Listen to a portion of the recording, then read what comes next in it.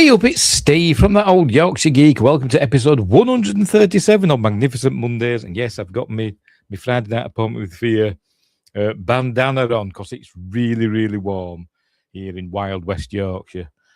Tonight, I've got my little air conditioning thing on there that's blowing cool air at me. And my fan's on up there. I don't know if you can see it. No, you can't. But anyway, and so this week, it's going to, because it's Star Wars Day, it's 25th of May, which means we're up to episode 3 of Star Wars, which is called a little ditty called Revenge of the Sith. There it is. There's my DVD copy. I've got the Blu-rays and stuff and all that. And Wingrace is famously not really a Star Wars fan. Says, wait, they made 3 of these. Yeah, at least 3. Anyway. So, yes, that's what we're doing. But before we start, don't forget to like and subscribe on the colour-coded instructions, the colour-coded for Star Wars. Like and subscribe, share the videos, streams, whatever. Drop a comment afterwards in the comment section. Join us in the live chat if you've been a subscriber for more than a day. Links in the description for stuff like merch and me books. There's one of them, an Amazon Kindle and paperback. Give them a whirl. What else? My social medias, Spotify, Patreon page and all that stuff. Become a member and you get early access videos and exclusive videos if I ever do any again. What else? Oh, we're live on YouTube. Yes, we are. We are live on YouTube. And we're live on Rumble as well. Huzzah. I'll try not to ban anybody today. Yes, Wingrace says, don't act up or you'll be banished. I still can't work out how I did that. I genuinely don't know how yeah. Oh, wow, there we go. There we go. I was trying to display, last night on a live stream, I was trying to display one of Justin's chats. And for some reason, I clicked on a dialogue menu thing, whatever, and banned him. I got really angry with myself. But anyway, hopefully he's back. Anyway, happy Memorial Day for everybody over the pond. It's a bank holiday Monday. It's the spring bank holiday Monday over this side. So everybody's had a day off and all that stuff. Right. So anyway, Star Wars Episode 3. Revenge of the Sith from 2005, the last of George Lucas's Star Wars. I said written and directed by George Lucas. Stars the usual gang: Ewan McGregor, Natalie Portman, Hayden Christensen, Ian McDiarmid. I still don't know how to pronounce it. Samuel L. Jackson, Christopher Lee, Anthony Daniels. They still got Kenny Baker in as R2D2. Is he still in R2? I don't know. Or was he at the time? Frank Oz and loads of others. Oh, pardon me. Obviously, music by John Williams. It had a budget of $113 million, box office 906, we'll call it. So it did pretty well. It did pretty well. And this is a lot of people's favourite Star Wars film. Of people of a certain age, I'll put it that way. A lot of people, this is the Star Wars they grew up with. A lot of kids grew up with the prequel trilogy. I grew up with the original trilogy, so they're still top of the pile for me. But anyway. Anyway, this brings essentially George Lucas's vision of Star Wars to a close. It did write treatments for episodes 7, 8, and 9, and sold them to Disney, but they decided not to do them, did they? He was backstabbed big time, and he let everybody know about it. But anyway, right, so we'll get on with it, shall we? We're not going to watch the film because YouTube will go mental and just stop the stream. Wingrace says, my roommate in college watched the final lightsaber battle on his loop for hours a day. It is a good one, I must admit. But my favourite lightsaber battle is still in The Phantom Menace, the Qui-Gon and Obi-Wan against Darth Maul. I think that's a super duper lightsaber battle. I really like it. But anyway, Right, so we're going to go through it in a series of stills. Oh, I've got to share this. I just remembered. While we're watching the making of that's on the thing, there was somebody that were in it for like less than 3 seconds. Somebody just walked across screen. It might even be in the actual film, even less. As I were watching it earlier on, and you just see it from the back. But in this behind the scenes, you see it from the side. I will share this. There she is. And I watched it. I thought, is that Angelina Jolie? I thought, is Angelina Jolie having like a cameo? Because sometimes famous people have these little cameos, don't they, in Star Wars? And it turns out, no, it's not. It's some Brazilian actress whose name I can't remember. But yeah, it's a very striking lady. She's one of Bail Organa's aides. Can't remember the name, but I just thought I'd share that with you. Anyway. Oh, what happened then? Right, so I can get rid of that now. Right, so we'll get on with it. As I said, we're not going to watch the film. I'm going to go through it in a series of stills. I'll try and remember what I have learned from the behind the scenes. I was supposed to watch it twice today. I watched it earlier on with the commentary from George Lucas and Rick McCallum and all the other people. And then we're just going to watch the film. And then I got sidetracked. My brother arrived. So we were talking about stuff for ages. So I didn't get around to watching it again. Hopefully I can remember the film. Right. So anyway, let's begin. Let's begin. I pressed the wrong button and I've done something. Is it that one? Is it that one? It's that one, isn't it? Hey, what am I like? There it is. Oh, I've got to do this as well to help prevent copyright claims. There we go. There we go. Right. Off we go. It should come on now, I hope. He says. There we go. There's the good old 20th Century Fox logo. Bring it back. Just call. I know I say it every time. I know. But get the Fox. Get the Fox back in. Anyway, off we go. There we go. There's the old Lucasfilm logo. Where is it? There it is. I still prefer the old blue lettering. I still do. A long time ago in a Galaxy Firefighter, everybody's getting excited in the cinema now.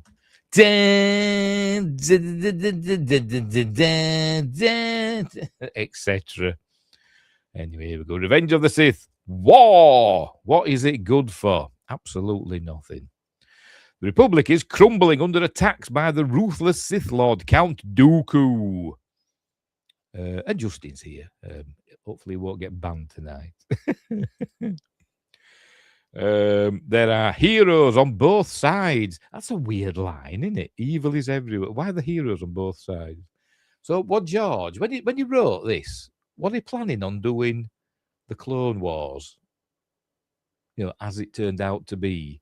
Or but in the back of his mind, maybe that he'd do something about showing the war from both sides. I don't know. But anyway, so it's a weird line. Anyway, there are heroes on both sides. Evil is everywhere. You know what I did then? I think I did this last time, didn't I? I went to scroll on my mouse wheel. I'm trying to scroll the crawl. God, I'm stupid. Anyway, so... In a stunning move, the fiendish droid leader, General Grievous, has swept into the Republic capital and kidnapped Chancellor Palpatine, leader of the Galactic Senate. And we all know he's something else as well, don't we? But we did actually see this, didn't we, in Genndy Tartakovsky's animated Clone Wars series. Yeah, so that came out before this, didn't it? But that was that animated one, wasn't it? Not the CG one. But we saw that, didn't we? And we saw we got his cough because Mace Windu crushed his windpipe with the Force, didn't he? Anyway, Wingrace says, good people on both sides. Maybe Trump watched this, and that's what he was quoting. Did he say that? I don't know. I don't pay much notice to what Donald Trump says, or any politician for that matter. Anyway, as the separatist droid army attempts to flee the besieged capital with their valuable hostage, 2 Jedi Knights lead a desperate mission to rescue the captive Chancellor. 4 dots. Always got to be 4 dots at the end. They do pretty well as well, don't they, with the spacing. There's never any of that big, massive, obvious gaps, is there, that you might get, you know, with it being, what's the word? Justified. That's the phrase, isn't it? Anyway, whatever. Right, so then we pan back down again. I bet people complained You're panned up for, or tilted up, or whatever the phrase is, for Attack of the Clones. Now we're going back down again. Into the midst of a battle. Yeah, there's a good old Republic Star Destroyer. I can't remember what class they are. I know there's Venator class, and there's another one, and I can't remember which is which. But anyway, there it is, which we'll see a lot more of in the Clone Wars series. But here comes some Jedi starfighters. They said this is the longest continuous CG sequence. At the time, it was probably the longest continuous CG sequence ever done, wasn't it, I think, at the time, as we sweep through the battle. So this is a good, we see, look, it's all kicking off because they were just flying past that one ship. And then there we're down below. It's all kicking off over Coruscant, or Coruscant, as Christopher Lee pronounces it. Justin says the Separatists turned out to be the good guys. Well, everybody will be manipulated, won't they, by Sidious, Palpatine. So anyway, right. So off we go. We're in the midst of the Battle of Coruscant, and they're heading towards. Is it going to show us? There's Anakin and Obi-Wan in their Jedi starfighters, which kind of look a bit like TIE fighters, which we'll see in a minute. We're going to fly past these. One of these ships, this is a Separatist ship. It's going to start blowing up. Look, ooh. Then famously, there's going to be a kitchen sink flying out and hitting this Star Destroyer. Here it comes. There it is. That's a kitchen sink, apparently. That there. Because they said, we've got everything in this scene except the kitchen sink. So they added the kitchen sink, and that's what's hit that Star Destroyer. Anyway, right, here we go. Lock onto him, R2. I don't know what. I know. There's vulture droids, look. So they're going to take off. I don't like them. I like the idea of, they're obviously the kind of drones, aren't the robotic fighters. But I just don't like where they walk about and then turn into fighters. They're too transformery. But anyway, so off they go. It is cool, must admit. Even though it is all CG, but never mind. Right, and here we get a glimpse of the clones. There they are. There's good old Tamara Morrison, who just filmed a lot in a blue suit. Because again, like in Attack of the Clones, they didn't make a single clone trooper uniform. It's just, I think even these helmets are probably CG. They've just stuck his face in there. They just filmed him in blue suits and stuck his head on clones when we needed to see his face. But anyway, so here we are. So the clones are in. All these ships will have names, won't they? I don't know what they are.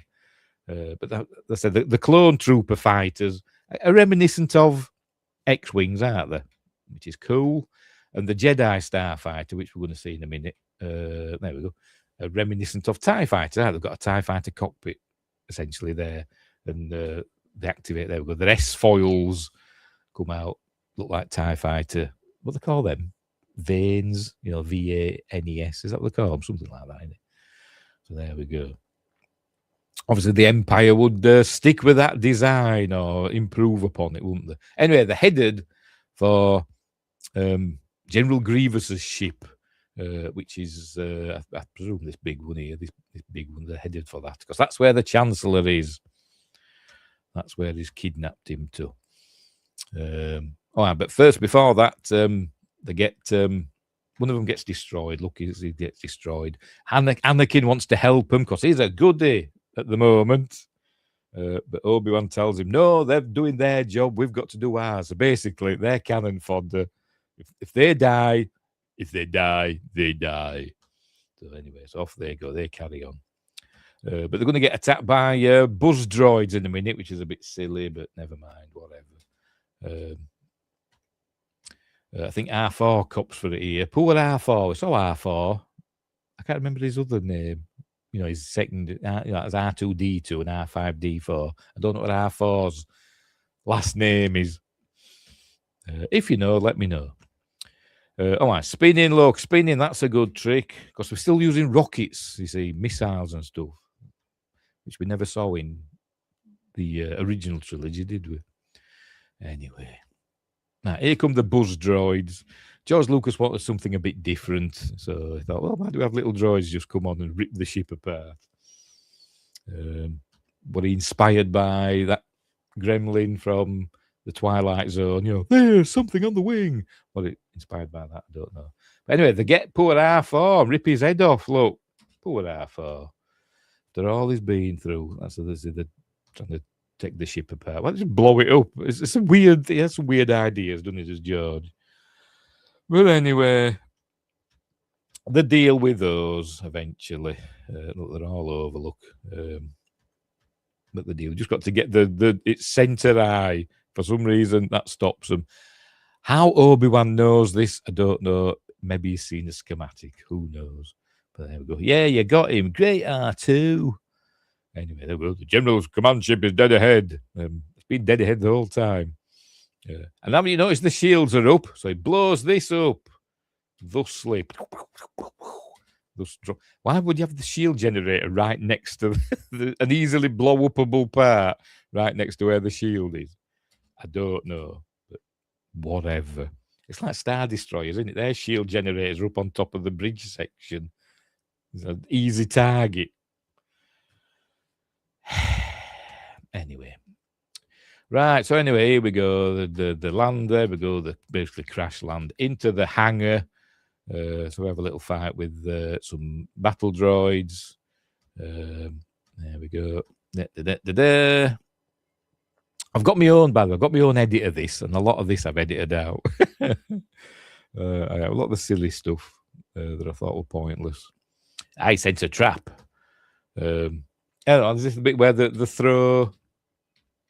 There we go. The throw and R2. I hated this bit as well. A communicator. But is he going to do it now? Here we go. He throws a communicator to R2, who catches it out of the air. Why? Doesn't he have hasn't he got built-in Wi-Fi or something? Built-in radio comms or something. Why does he have to have that? Does my head in. It sometimes Star Wars does my head in. But anyway. So off they go. It's up at the top of this spire or something, so they've got to get an elevator. Anyway, here's General Grievous. Cool design. I can't remember what race he is. It is mentioned. It is. We do find out stuff about him in the Clone Wars cartoon series, animated series, but I can't remember. But anyway, so there he is, General Grievous. He's a cyborg. It's supposed to be something like 20% alien and 80%, droid. It's supposed to be like a precursor. It's supposed to, according to George, so this is to tell us essentially what Darth Vader's going to be like, but in a different form. He's going to be this sort of a creature. Anyway, but obviously, I don't think Grievous has the Force, does he? I don't think he's a Force adept, even though he can use a lightsaber pretty well. But anyway. We've got some droidicas. There we go. So, pew, pew, pew, giving it all that. They've backed into an elevator with some battle droids. Roger, Roger, Roger. I probably edited this bit out as well. So they take care of them. Right. Meanwhile, R2 is in the hangar still, remember, with the communicator. But some super battle droids arrive. What's this here? I don't know. That's something, isn't it? We're going to see. Is it going to show us? Probably not. Anyway, those are Jedi fighters, all right. Terrible dialogue. But it doesn't matter because, as George said, the dialogue doesn't really matter. It's based on the serials, the sci-fi serials of the 1930s and 40s, Flash Gordon, Buck Rogers, etc. They all had crappy dialogue as well. That's his excuse. Anyway, they're going to cut their way out. The elevator stops, so they're going to cut their way out. And he gets on to the radio to R2. Poor R2. There we go. Come in, R2. It's really loud, echoing through the hangar, and R2's trying to hide the. If he had built-in comms, they wouldn't have heard it, would they? But anyway, never mind. So obviously they hear him. Look, he's trying to hide. Anyway, right. So apparently this scene, by the way, originally, this section of the film, the rescue of the Chancellor, in the original cut were over an hour. And even now, it's still like half an hour. So like I say, it goes on a fair old while. Anyway, so R2's got the elevator going again. There we go. I hate this bit got edited out as well. I hated this bit. It basically, I don't know what it sprays oil all over them. It must do it in a minute. And sets fire to them, sprays oil on them, and then sets fire to them with his rockets. There we go. Right, so they get up to the top of the command spire or whatever it's called, where Palpatine is being held hostage by Dooku. There we go, because he's held in electronic restraints. He could probably get out of them whenever, but remember, they're coming to rescue him. Remember, he's behind all this. He's behind all this. Anyway, Count Dooku arrives. Meanwhile, there's a whole battle going on in the background, which is kind of cool. Look, all going off in the background. Here comes Count Dooku. Sir Christopher Lee as Count Dooku. Does a nice flip. There we go. Whee! Christopher Lee actually did that. No, he didn't. I'm lying. Sith Lords are our speciality. In what way, Obi-Wan? How many Sith Lords have you? I don't know, but anyway, I don't know. Just there haven't been any other Sith Lords apart from Darth Maul, has there? They've encountered what's her face? I can't remember her name now. What's she called now? Asajj Ventress, but she wasn't a Sith Lord, was she? She was gonna be Dooku's apprentice, wasn't she? But she technically wasn't a Sith Lord, but come across. Anyway, whatever. So they're going to fight Dooku. Here we go. So off they go. They have a good old fighty fight. Obi-Wan doesn't fare too well. Kills some droids and stuff, chops some droids, but Dooku just picks him up and chucks him across there, and then crushes him. With that, look, crush. He chopped his legs off. Obviously, just pinned him down, but he could have crushed him, couldn't he? Crushed pelvis there. Anyway, it's just to get Obi-Wan out of the way, so Anakin can deal with him without Obi-Wan trying to stop him. But anyway, how Anakin beat Dooku, says Justin, and how good he was in wars. Obi should never have won the battle on Mustafar. But it's like Dooku said just before this fight started, twice the pride, double the fall. So he became too overconfident, didn't he, in his abilities. Anyway, so we can see that Dooku senses the dark side in Anakin. But anyway, there we go. Chops his hands off. Chops Dooku's hands off. Because it's a kid's film. I think it's a 15. Oh, no, it's a 12 certificate. I'm sure the original release, the cinema for this, was a 15 certificate in the UK. I'm sure it was. But, nah, not accepted reason, says Justin. It's whatever you want it to be. It doesn't really matter. There we go. Look, he just falls down. And there, there's a good Anakin. Kill him. Kill him now, he says. And Dooku looks surprised. There we go, because he thought, hang on, this isn't supposed to happen. But anyway, Anakin just chops his head off. Do it. And then he does it. Chops his head off. There we go. There his head goes. They thought they were going to get into trouble, with the censors and stuff over that, but because there's no blood or anything, they kind of got away with it, didn't they? Meanwhile, the battle still rages. I've never actually noticed, because I think, the battle's raging, but I think that, the Republic is getting the upper hand, isn't it? but I can't really tell. Seems to be more Republic Star Destroyers knocking about than the Federation ones. Separatist ones, not Federation ones. Anyway, so he's killed Dooku, but he thinks that I shouldn't have done that. He should have gone to trial and all that. But anyway, it's not the Jedi way.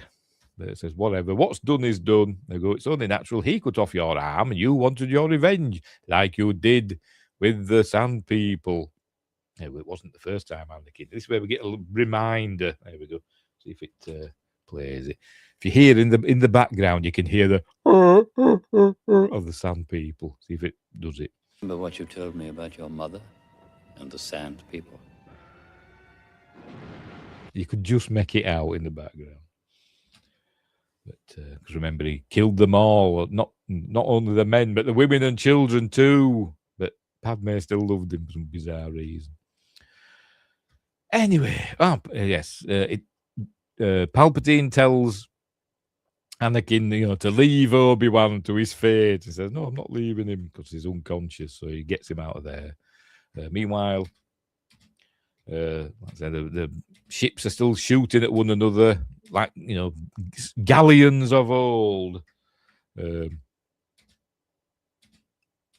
Reminiscent of the big what they call them, turbo lasers and whatever that we see on the Death Star in Episode 4, isn't it? But anyway, they're giving each other broadsides. There we go.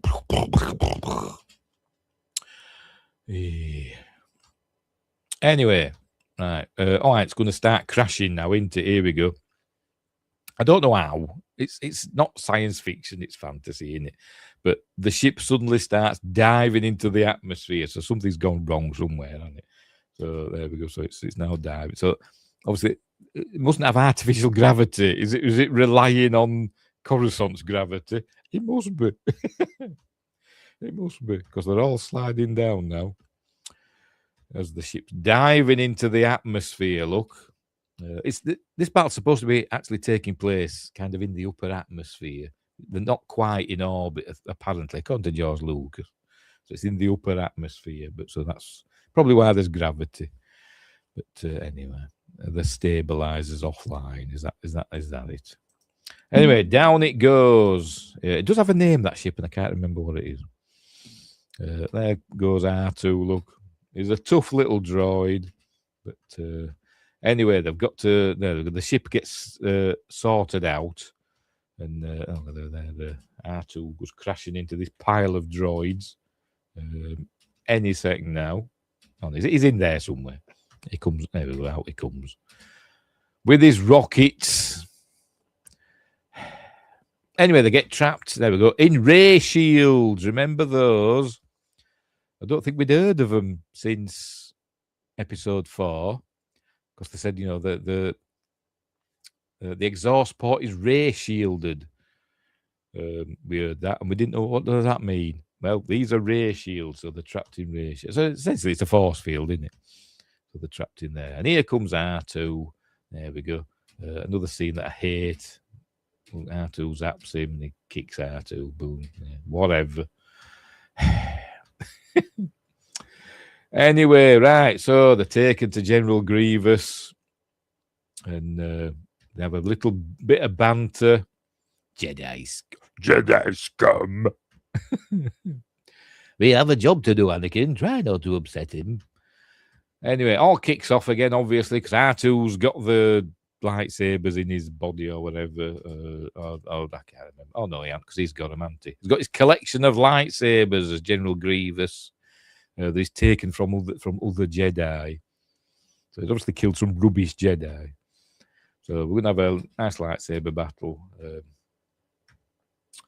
And they're going to abandon ship. Because he buggers off. There's General Grievous. He picks that up and throws it at the window. There we go. And heads out into space. And heads to an escape pod. Look, they're hanging on. But luckily, what they call them, shutters closed, don't they? Which reminded me a little bit of Forbidden Planet. Anyway. Right, here he is. He jumps into an escape pod. They're evacuating the ship. And does it just launch all the escape pods, even if they've got no people in? Time to abandon ship, and then we see that, and then suddenly all the escape pods are going. So I'm guessing he's just leaving everybody to die. There you go. All the escape pods are being launched. So they're going to fly the ship, and it breaks in half and everything for some reason. I don't know why, but it does. Look, it breaks in half. It's all cool visually and all that. Millions of people are going to die soon, and they even mentioned that. Not millions, but they mentioned that in the commentary. They're still flying half a ship. Anyway, so here we go. For some reason, there's a runway on Coruscant. Do they need runways? I don't know. But it says that they're heading for some landing field or something. Why? Fire ships on the left and right. I like this as well. These ships flying alongside and spraying. So putting it out, which is kind of cool. I think my mate, when I watched it with my mate, he thought that was stupid. But I kind of thought it was cool. Anyway, here we go. Here it comes. I don't know what this is, what they're landing on. But anyway, they're going to take out a tower. It looks like an airport, isn't it? Why have they got the ships can take off and land vertically? But whatever. They're going to take out this tower. I hope that's been evacuated, because there it goes. Anyway, never mind. And it ends. And this is a little homage to Steven Spielberg, according to George Lucas. Apparently Steven Spielberg likes doing this. He did it in Indiana Jones and the Last Crusade, going in on a character like that in a vehicle, did with an aeroplane pilot, didn't he? But whatever. Another happy landing, despite all the death and destruction we've just left behind, but never mind. Right, anyway, we're at some sort of terminal. What ships can we recognise? I bet there's a Millennium Falcon thing in there somewhere. I bet there is. There'll be one somewhere. I'm looking. I can't see anything. Let's see. I bet there is. I bet there is somewhere. Maybe not. Anyway, they've arrived back at some sort of reception. Oh, they brought the Chancellor back, haven't they? So all the dignitaries are there. Is that 3PO there? Looks like it, doesn't it? Don't know who that is. That Robocop without his helmet on. But anyway.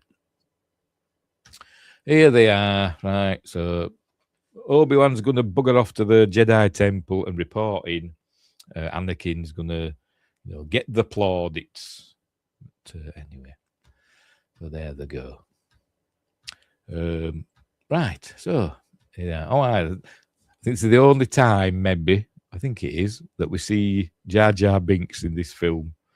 I think he just says, "Excuse me," and I think that's his only line. But anyway, so here we go. Right, so with Count Dooku dead, he's the leader of the droid army. We'll be able to mop him up. Meanwhile, that's George Lucas's daughter there.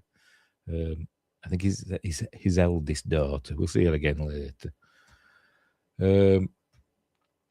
Right, so yes, it is 3PO, isn't it? And there's some other protocol droids there. I've always said 3PO should have been Amidala's protocol droid from the beginning, but never mind. George Lucas is a bit of an idiot sometimes, but right. So he is talking to Senator Bail Organa, Jimmy Smits, but he notices his missus. Remember, they got married at the end of the last film. He notices her in the shadows, so he excuses himself. And there they go. They embrace, and then she got her Princess Leia buns in, which are similar, aren't they? It's obviously, it's to remind you, isn't it, that she's Princess Leia's mother. Yes, we know. I've missed you, Padam. Good subtitles, lads.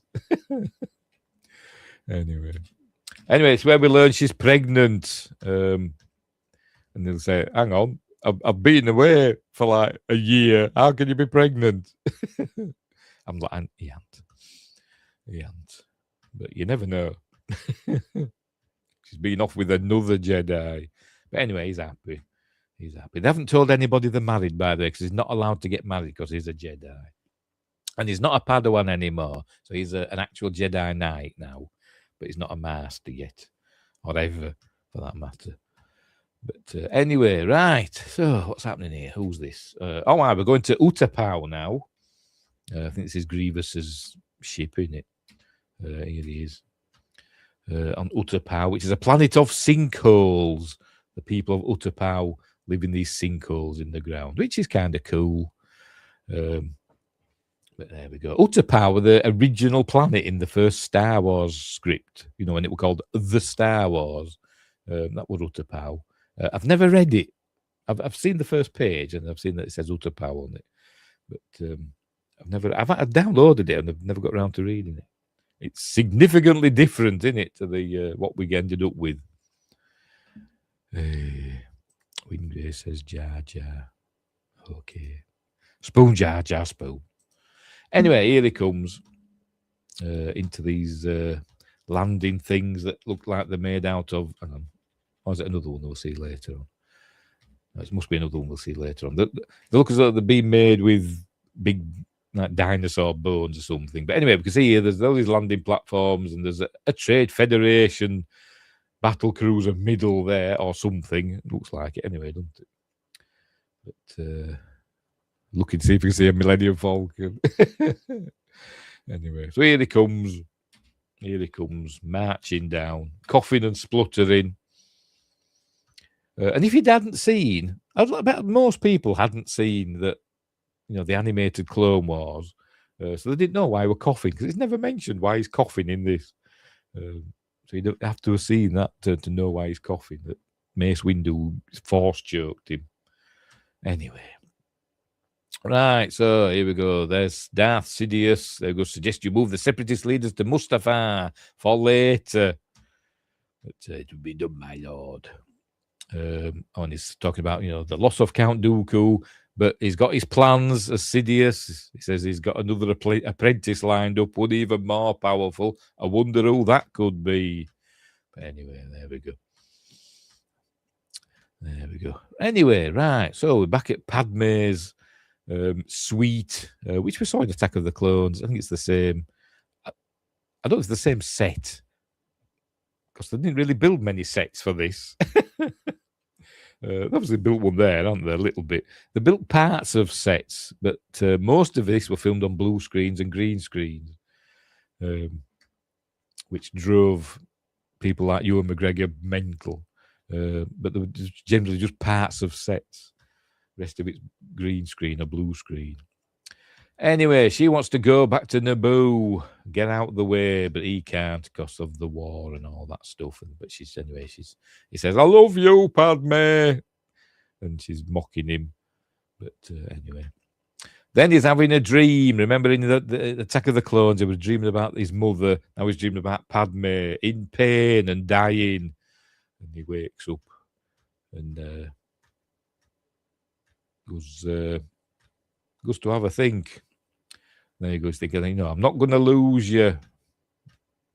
But anyway, so he's got to find a way. Basically, his impetus for turning to the dark side, he's got to find a way to save Padme because he thinks she's going to die. But anyway, look, she's pretty far gone, isn't she? But anyway, because she has some babies by the end of the film. I don't know how many days this takes place over, but anyway. He promises her, he'll look after her and all that. And he goes to Master Yoda and tells him about these dreams and visions he's having. But basically he says, we shall meditate on this. Fear of loss is a path to the dark. Everything's a path to the dark side, isn't it? Having beans on toast is a path to the dark side, according to Yoda. But anyway, the attachment leads to jealousy. What else does he say? The shadow of greed, that is. He knows, doesn't he? I reckon Yoda knows that he's married to Padme. But, he's not letting on, is he? But anyway. Right, so, meanwhile, Obi-Wan's, I think he's heading off to Utapau, isn't he? That's what he's planning. But they start talking about Palpatine and all that, and that Anakin's got too close to Palpatine. That and there we go. He goes and sees him because he's kind of a mentor to Anakin, isn't he, Palpatine? But anyway, he wants basically the upshot of it is, pardon me, Palpatine assigns him as his representative to the Jedi Council. But that's in a bit. That's what he does. Because apparently, according to George Lucas, the Jedi report to the Senate, and Palpatine is the head of the Senate, but they report to the Senate in its entirety. And now Palpatine is wanting to drive a wedge between the Jedi and the Senate now, so that's why he's appointed Anakin the head, his liaison to the Jedi Council. But and they've got to accept it because they don't want to fall out with the Chancellor. But they don't make him a master. He's going to sit on the council, but they're not going to make him a master. So he kicks off here and gets all moody. As you can see, some of the Jedi in this scene are holograms. They're off, fighting the Clone Wars in some other part of the galaxy. There's I forgot his name now. Him that's worried about the separatist attack on the Wookiees or droid attack on the Wookiees or whatever. Yaddle's dead, isn't she? Yaddle died between Phantom Menace. Yeah, it was between Phantom Menace and Attack of the Clones, wasn't it? So we didn't see her in Attack of the Clones either. Anyway, disturbing this move by Chancellor Palpatine, but whatever. There he goes, kicking off. How can I sit on the council and not be a master? Have a seat, young Skywalker. Anyway. Right, so what they're going to do, they're going to send... there we go. What about the droid attack on the Wookiees? That's all he's bothered about. Yoda's going to head off to Kashyyyk to help the Wookiees. Obi-Wan's going to head off to Utapau to deal with Grievous. And Anakin, they're just going to leave here because they don't trust him. So they're not giving him anything to do, really. Apart from spy on Palpatine. That's what they want him to do. But they don't ask him straight out. They ask Obi-Wan to ask him. But anyway, there we go. So that's what they said. They don't trust him basically because he's too close to the Chancellor, and they want Anakin to spy on the Chancellor and report back to them. And obviously, he's not going to do that. But anyway, right. So off Obi-Wan goes to. He's heading to the airport, basically spaceport. But they're having a little chat about Anakin. Obi-Wan says they don't trust Anakin, but is he not the chosen one? And essentially he is, but not the way they think he is. George Lucas says, he's, even when he becomes Darth Vader, he's still the chosen one. He's still the one that will bring balance to the Force, but just not in the way that they thought it had happened. Anyway. Right, so off they go. Right, with lots of clone troopers, and look, a big Wookiee. I'm sure he's got a name, but we see Chewbacca later on. Didn't like that they had to have Chewbacca in, but never mind. He's back with Padme. She's not happy with what's happening in the Republic. And he says, you're starting to sound like a separatist and all that. But anyway. So everybody's sad. It's a sad film, is this? Everybody's not happy because it's very sad material. Right, we're off to the opera now. My gum, she's well endowed, isn't she? Anyway. We're going to see George Lucas in a minute and two of his daughters. I've gone past them. Here they are. Where are we?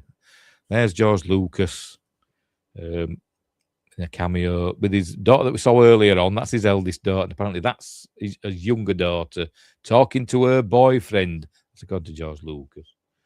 So anyway, Anakin's gone to see Palpatine, who's watching Mon Calamari opera.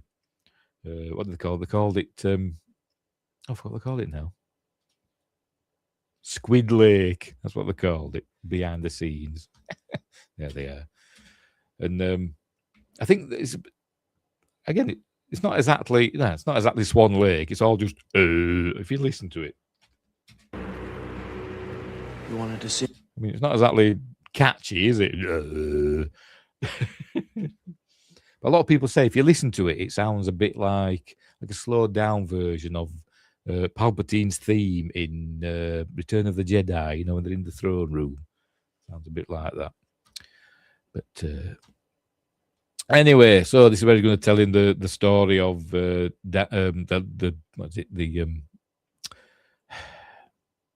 tragedy of Darth Plagueis the Wise. So this is where he's tempting young Anakin now, because he's going to say, you know, the Sith can do things that the Jedi can't, even bring the dead back to life or whatever, stopping people from dying. And it's like I say, he's tempting him.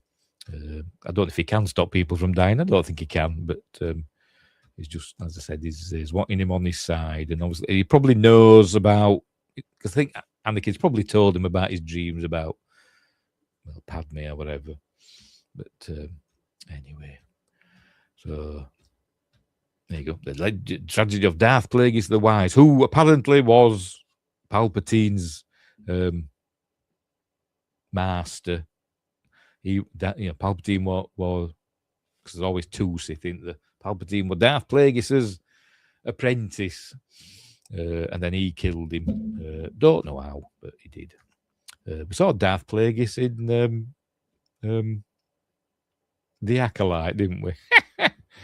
Not that we'll ever see him again. But anyway, there you go. Could use the Force to influence the midi-chlorians to create life. So was it Darth Plagueis that created Anakin? I don't know. It's never really made clear, is it? Some people suggested it was Palpatine that learned this from Plagueis and created Anakin. So in a way, Palpatine might be Anakin's father. But apart from that, he kind of is a father figure anyway, because like I said, Anakin trusts him. But there goes the dark side of the Force is a pathway to many abilities some may call unnatural. There we go. Some consider to be unnatural. Apparently, Ian McDermott had laryngitis when he did this scene, which is why his voice is a bit croaky. Have a listen. Natural. There you go. Apparently, had a bit of touch of laryngitis, but he's a trooper and he battled through it. And they didn't loop it. George Lucas says they didn't loop his voice. This is, it's on stage recording. That's what they used. Anyway, there was apprentice killed him in his sleep. Right, so anyway, we're off to Kashyyyk now. Here we go. Kashyyyk, the home world of the Wookiees. But it's actually, they filmed it in two places. They sent out camera crews to Thailand, to Phuket in Thailand, which this looks like it, doesn't it, a bit maybe, I don't know. And also somewhere in China as well. I'll tell you, I can't remember off the top of my head. Where is it? Guilin in China. So there we go. So that's where this was filmed. And also on stages, obviously. But we can see Wookiee technology is kind of, I don't know, weird, isn't it? It's apparently based on the animal life, but like made of wood and stuff. Anyway. So there we go. There's their tree houses, just like in the holiday special. Look, I wonder if Chewbacca's house is in one of these with Mala and Itchy and in his kid. But anyway, the Wookiees are getting ready for the assault of the Separatists. There we go. And there's obviously clones there to help them as well. There's Chewbacca. Look, they didn't have to have him in, did we? I mean, how many the millions of Wookiees they got to have Chewbacca? It makes the galaxy too small, doesn't it? But anyway, right. So Obi-Wan's off to Utapau, and and all that stuff. There we go. Master Kenobi should go. Right, so here we go. Going to get ready for battle. Off they go. Dear. Another bit here, look. Another bit here that does me head in. Here we go. Charge! They've always got to do stuff, haven't they? It does me head in, does George Lucas sometimes. I think we even have the Wookiees doing the Tarzan cry, don't we? There's that thing as well. I hate this thing. We saw that in Attack of the Clones. It's like something out of Return to Oz, isn't it? That droid thing. Here we go. Is this the Wookiees doing the oh? Are you ready? I know Chewie did it in Return of the Jedi. Whatever. James Bond did it in Octopussy. Anyway, look, it's all kicking off. Right, so anyway, he's off to Utapau, and Anakin apologizes for his behavior and says, "You're going to be a far greater Jedi than I could ever hope to be." Little does he know. But anyway, off he goes, leaving Anakin behind because he's got to do other stuff. Right, so as this Commander Cody, I think this is Commander Cody? I think it is, isn't it? Obviously, they're all Tamara Morrison. Apparently, some of them are different ages. They've made some look a bit older than others. Not that I can tell, but that's what they said in the commentary. So there's some that are like 10 years old. There's some that are like 5 years old or whatever. I don't know. I don't think that works like that, does it? But anyway, I don't know. Because they're only supposed to be double, speeded up double or whatever. Or maybe they've changed it, I don't know, to get more of them. Anyway, that doesn't look like Tamara Morrison, does it? Anyway, whatever. Right, so anyway, he's off to Utapau, and he says to the clone troopers, I'll try and save some droids for you to beat. So off he goes. There we go, in his hyperdrive sled or whatever it's called. It's reminiscent in it of the warp sled from Star Trek: The Motion Picture. The Vulcan warp sled that Spock arrives on. Kind of like that, isn't it? Off he goes. Look. Right. Oh, he's having another dream. Look, don't give up, Padum. Well, what's happening with these subtitles? I know because the E in Padme has got a little accent over. Is it struggling with that? Must be. Anyway, special effect the special effects in all the scenes, but his hand looks a bit funky, doesn't it? There, a weird crease. Apparently, we're holding it like that. They were holding it up like that. When they filmed it, and George Lucas says, "It looked as though we were reading it." And George Lucas says, "No, it's not going to look as though he's reading it. He's got it in his hand, but he's thinking about other things." So they basically chopped his hand off and put it at a funny angle to make it look as though he's just holding it. Anyway. Right, so we learned that Obi-Wan called earlier on and he wasn't in. So this is where he's starting to get jealous now, thinking that Obi-Wan's up to something. This is Padme's bedroom. Remember, we saw this in where she got attacked by them little wormy things in previous film. And anyway. So they're going to have a bit of not an argument, but there we go, saying he don't want to lose her and all that. He arrives at Utapau. There we go. So he flies. There we go. This is with the landing things that look like they're made out of bones of huge creatures or something. And he's met by, we see that some droids watching from another level. There they are watching. And he's met by Bruce Spence in a minute. There it is. There's Bruce Spence. I don't know the name of his character, but it's the same race as the I forgot his name now. The Inquisitor, the main Inquisitor that we saw in the Obi-Wan Kenobi TV series, but with a less fat head.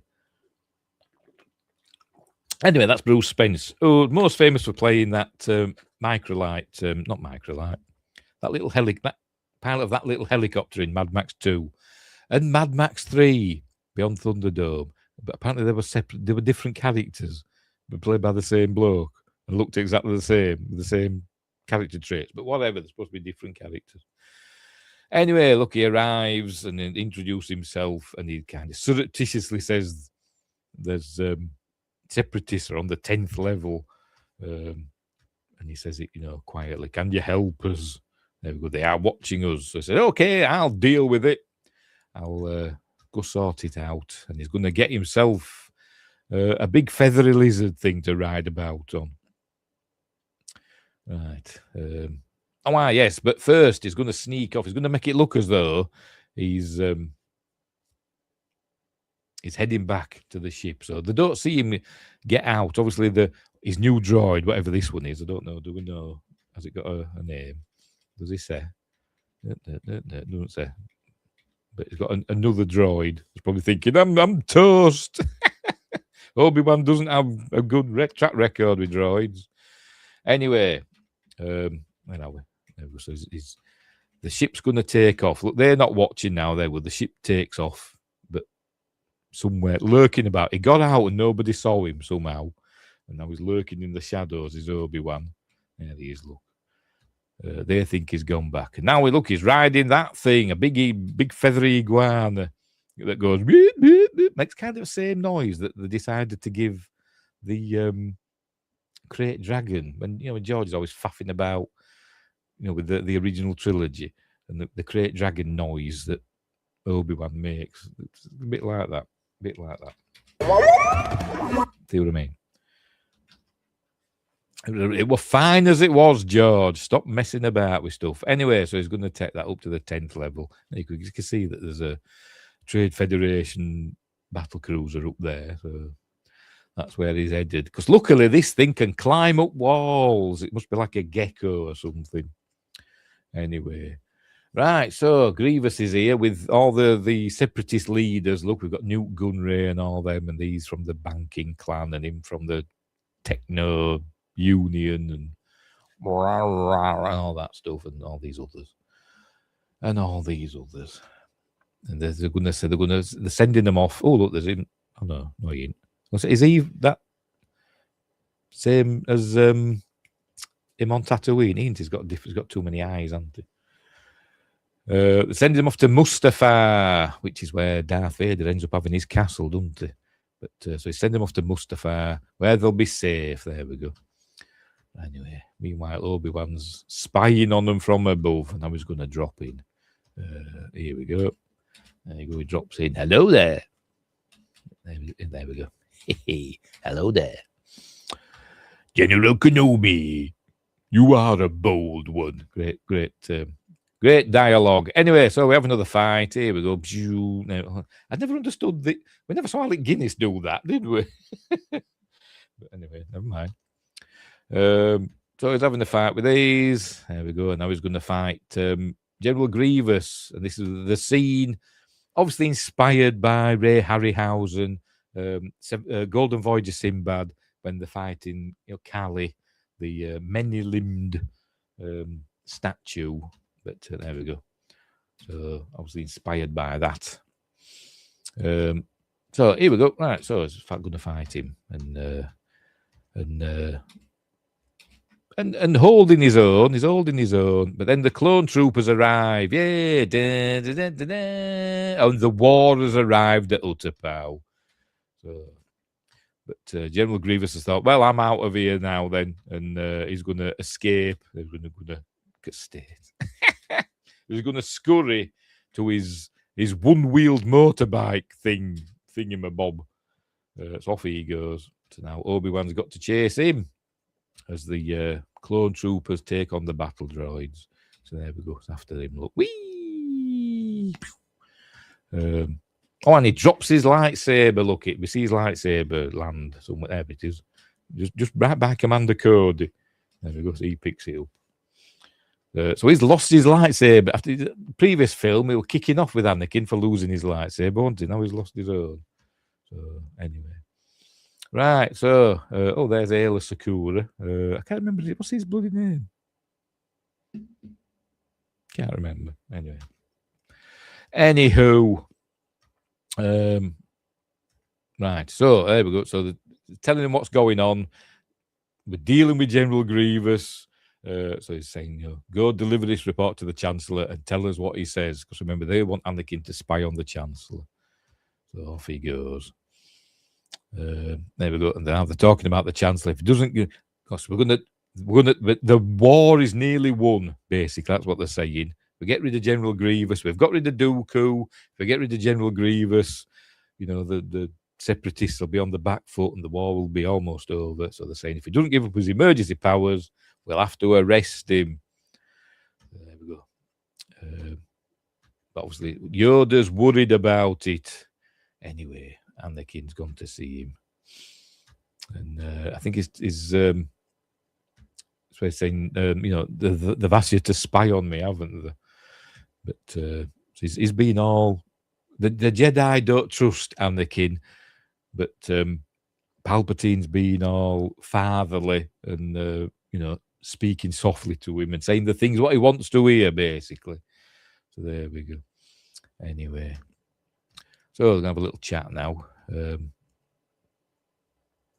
Apparently, there's loads of clues that he's a Sith in his office. There's something in his office, isn't there, back here? I can't remember what it is. Is it one of these?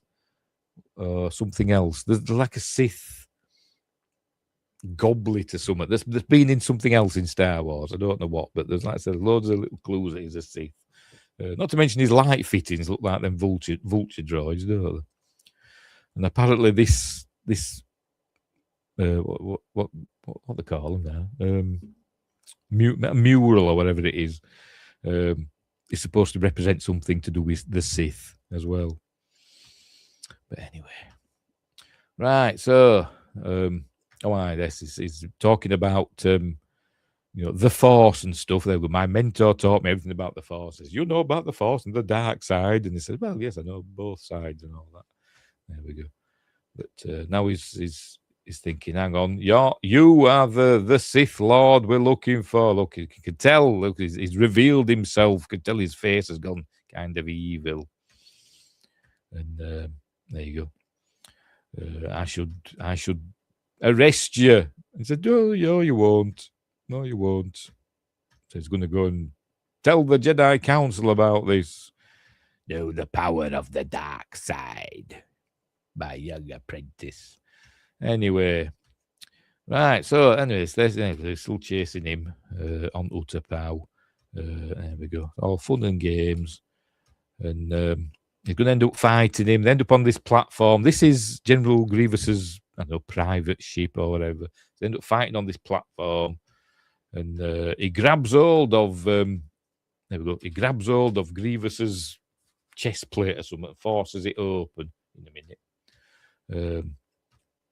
I don't know if I've missed that bit. I've gone past it. Is it that bit there or earlier on? There we go. He forces his chest plate up and reveal his beating heart. It's not a very good design, is it? Maybe deliberately so. I don't know. But anyway. So anyway, they're fighting away, and he chucks Obi-Wan, there we go, over the edge of this platform. He's hanging on, look. And this now he's going to use a blaster to deal with Grievous. You use the Force to make this blaster come to him, look. There we go. There we go. So uncivilized. And thankfully, Grievous's insides are highly flammable, look. What's he made of? I don't know. But anyway. So that's the end of General Grievous. He likes killing off his bad guys really, well, not easily, but quickly, doesn't he? He gets rid of them, doesn't he? Does it every time, doesn't he? Did it with Boba Fett? Did it with Darth Maul? Even though Darth Maul came back and Boba Fett came back. Will General Grievous come back? I don't know how. Anyway, he's dead now. There we go. So uncivilized. And he's going to steal Grievous's ship now. In a bit. Not yet, because he's got to go and report to what's his face? Commander Cody. We'll get back to that in a bit. Right. Yes. Anakin is now reporting that Palpatine is the Sith Lord they've been looking for. He is Darth Sidious. And he says. So they're going to deal with it now. And he says, you wait in the council chamber. And we'll, if you're right, you will have gained our trust. Oh, sod off then. That's what Anakin's thinking. If I can gain your trust by now, you can shite. That's what he's thinking. So off he goes, and they're going to go and arrest Palpatine now. And it's all going to get all sad now. There's all sad music playing. There we go. All sad music because it's getting all dour and depressing. If you notice, the Coruscant skyline, there isn't as many, as much traffic as in like what we saw in Phantom Menace and Attack of the Clones. I don't know. The war has affected, life on Coruscant, apparently. But anyway, so they're not together, but they're thinking about each other and all that stuff. He's still worrying about saving Padme. He's probably thinking about what Palpatine told him, that the Sith can find ways to stop people from dying. So he decides he's going to go and see what's happening at Chancellor Palpatine's office. So then he's crying, looking, and off he goes.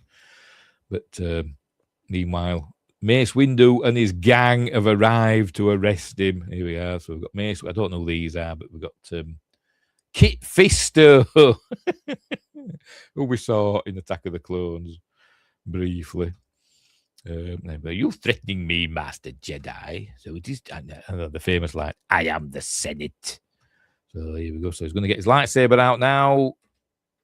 It's treason then. And he just takes them all out like biatches, apart from Mace Windu. But yeah. So here he goes, just takes them out. Obviously the rubbish Jedi. Oh, that's a bad facial replacement, isn't it? Bloody hell. Because obviously it's not Ian McDiarmid doing the fighting here. He wasn't that good, apparently. Because he's not a young man. So they did like the Dooku, they replaced his face as well. Not a good pause, that, is it? Anyway. So he deals with all them, kills Kit Fisto. There we go.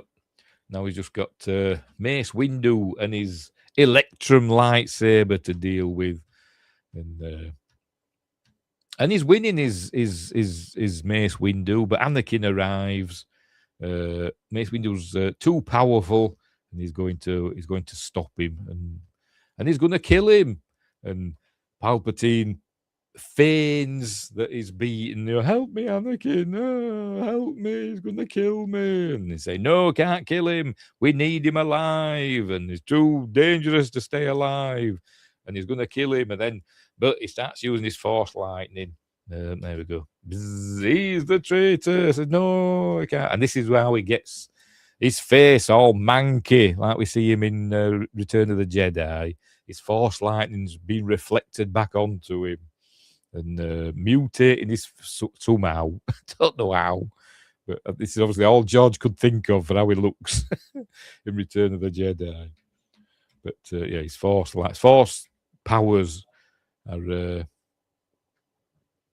reflecting back on him and mutating. I thought his eyes had turned Sithy then, but they haven't, have they? It's just he's looking like that. Anyway, look, don't let him kill me. So it doesn't. He chops Mace Windu's arm off or whatever. Here we go. I'm too weak. He must live. I need him. No, I'm going to kill him, he says. Now he just chops his hand off.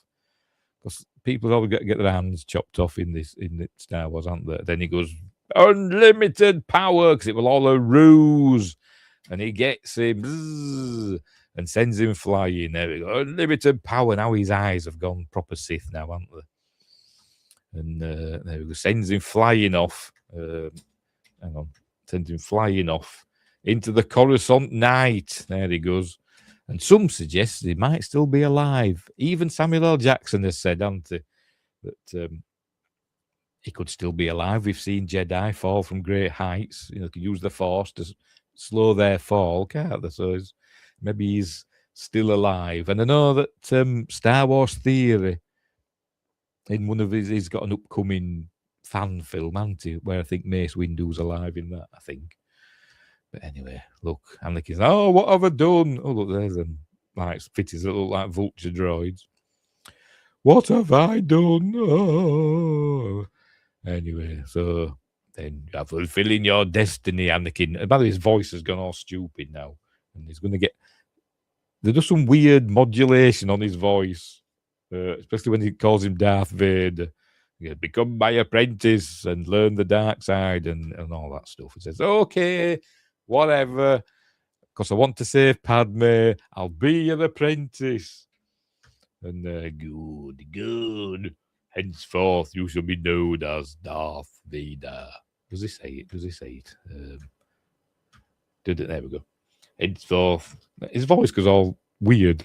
Henceforth, you shall be known as Darth Vader. Darth Vader. Does it just make him up? Just Darth Vader? Yeah, whatever.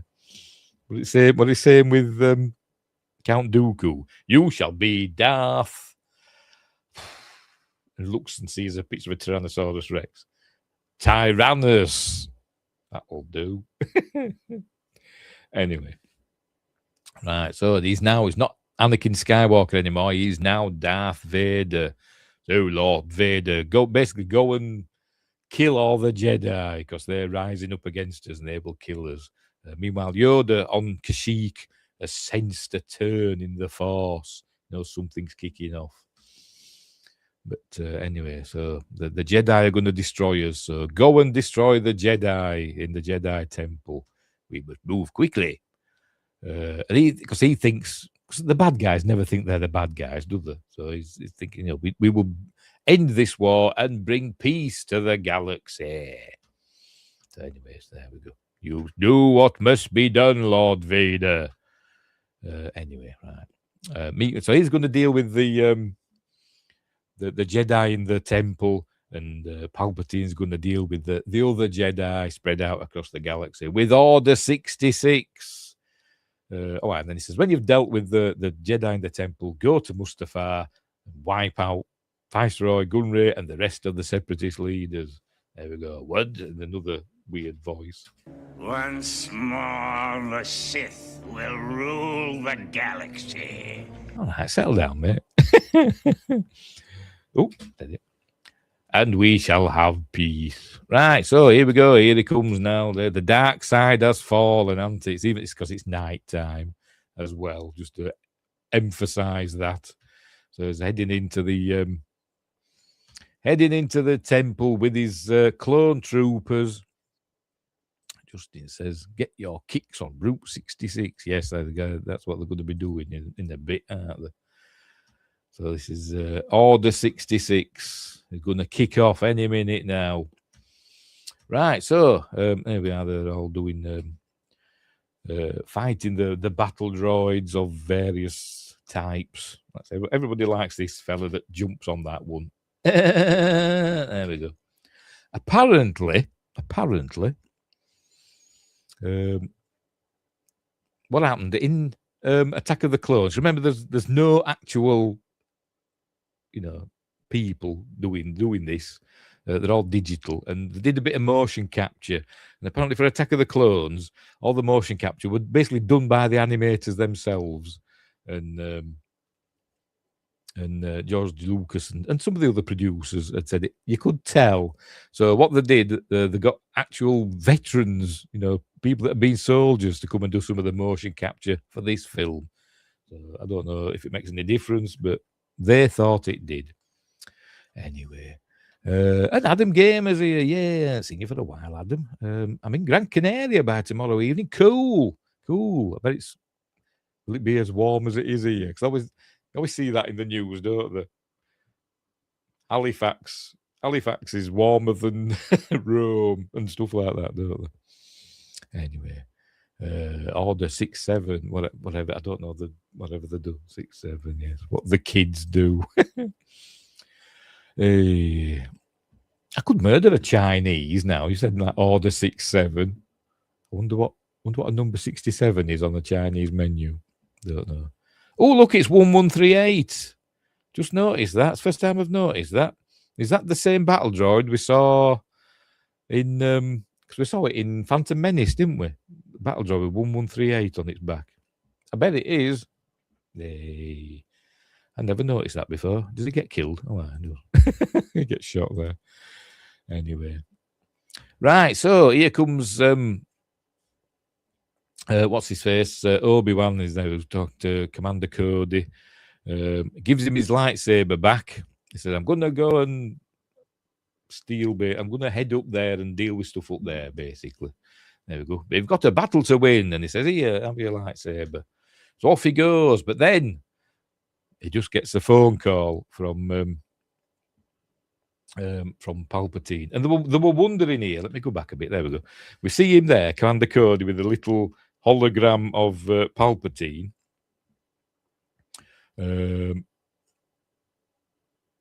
A little hologram of Palpatine there in his hand. And then when we see him back in the Palpatine's office, there we go. We see him there. And they were wondering, should we have a little Palpatine there? I don't know. But anyway, never mind.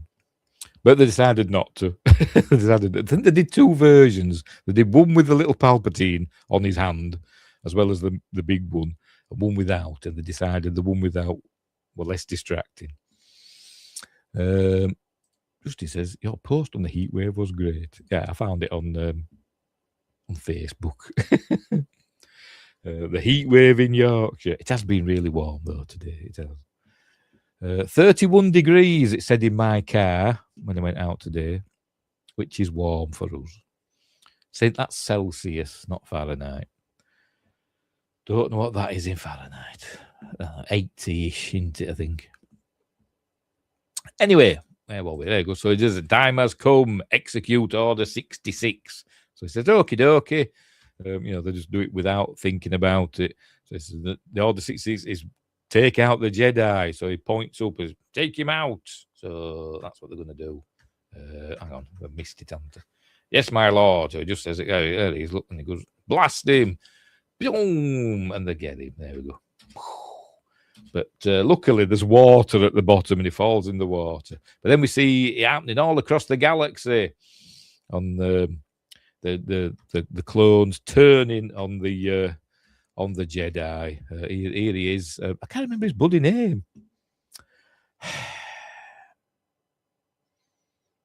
He were in the Acolyte as well, wasn't he? And I forgot his blooming name. It'll come to me in the middle of the night. It will. Oh dear. Anyway, so he goes, come on, charge. Come on, lads. Let's go and wipe out some battle droids. But they all stop these. By the way, I think it's cool animation. Because remember, none of these are real people. They're all digital. And they just wipe him out. Didn't deflect them, did they? Weirdly. I mean, we've seen them go up against hundreds of battle droids deflecting laser blasts. But anyway. Monday. That don't sound right. I don't know. I can't remember. Maybe you're right. I can't remember. It doesn't sound right. Anyway, poor Ayla Secura. This is, George Lucas says this is his favourite planet. I don't know why. He says he loved this planet. I don't know what planet it's supposed to be. But this is where Ayla Secura, I remember her because she's got assets. There she is. But then Twi'leks generally do, don't they? It's probably why they're always exotic dancers and stuff, aren't they? But they take her out, blow her away, look. Poor Ayla Secura. He's like, oh, you're just sensing it all. There's 1,000 Jedi cried out in terror.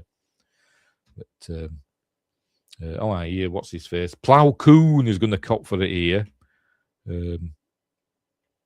Yes, Monday. Yes, you are right. Kiadi Monday. Just popped in my head. That's who got. Kiadi Monday. Yes. Thank you, Justin. You spurred me memory.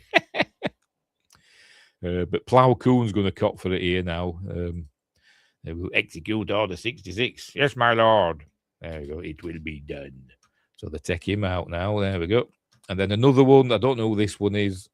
But she cops for it on this planet that I don't know what this planet is. But she cops for it as well. And they think they're going to get Yoda now. There they are. It gets the order. This one's just had the order. Look, so they think they're going to kill him, but Yoda's too quick for him. He's a bit weak. Will chops their heads off, and Chewbacca's like, "What the bloody hell?" So off they go. And is this the bit where we see? Yes, we see Chewbacca pick up Yoda, and apparently on the stage where they filmed it, because obviously Yoda wasn't really there, he's CG. They had Peter Mayhew pick up a big bag of something. They said like a big bag of flour. I can't imagine it being a bag of flour. It'd be a big bag of something, to give it some weight to make it look as though he's picking something up. That's what they did, and just stuck Yoda over the top of it. Yoda, some Jedi master. Well, he saw that coming, didn't he? He can't see anything else, can he? Because the dark side clouds everything. But anyway, we had a naughty name for Plough Coon. Oh, right. Okay. I imagine it's probably racist. Because I don't think George thinks about a lot of these names. He just thinks they sound good. And then when you think about it, like, hang on. Hang on. Maybe you shouldn't have called him that. But never mind. Right. Here we go. Poor little younglings are hiding because they can hear it all kicking off in the Jedi Temple. And little Master Skywalker arrives. Except he's not a master, is he? But this kid thinks he's Master Skywalker. There are too many of them. What are we going to do? You ready? Skywalker, there are too many of them. What are we going to do? What are we going to do? I reckon that's Ray Winston. I reckon that's Ray Winston. That they've just de-aged and stuck him in Star Wars. little Cockney Jedi. I bet he clicks his heels and everything just before he gets murdered. No, not racist. Oh, okay, fair enough. Is it to do with the ploughing part? Probably.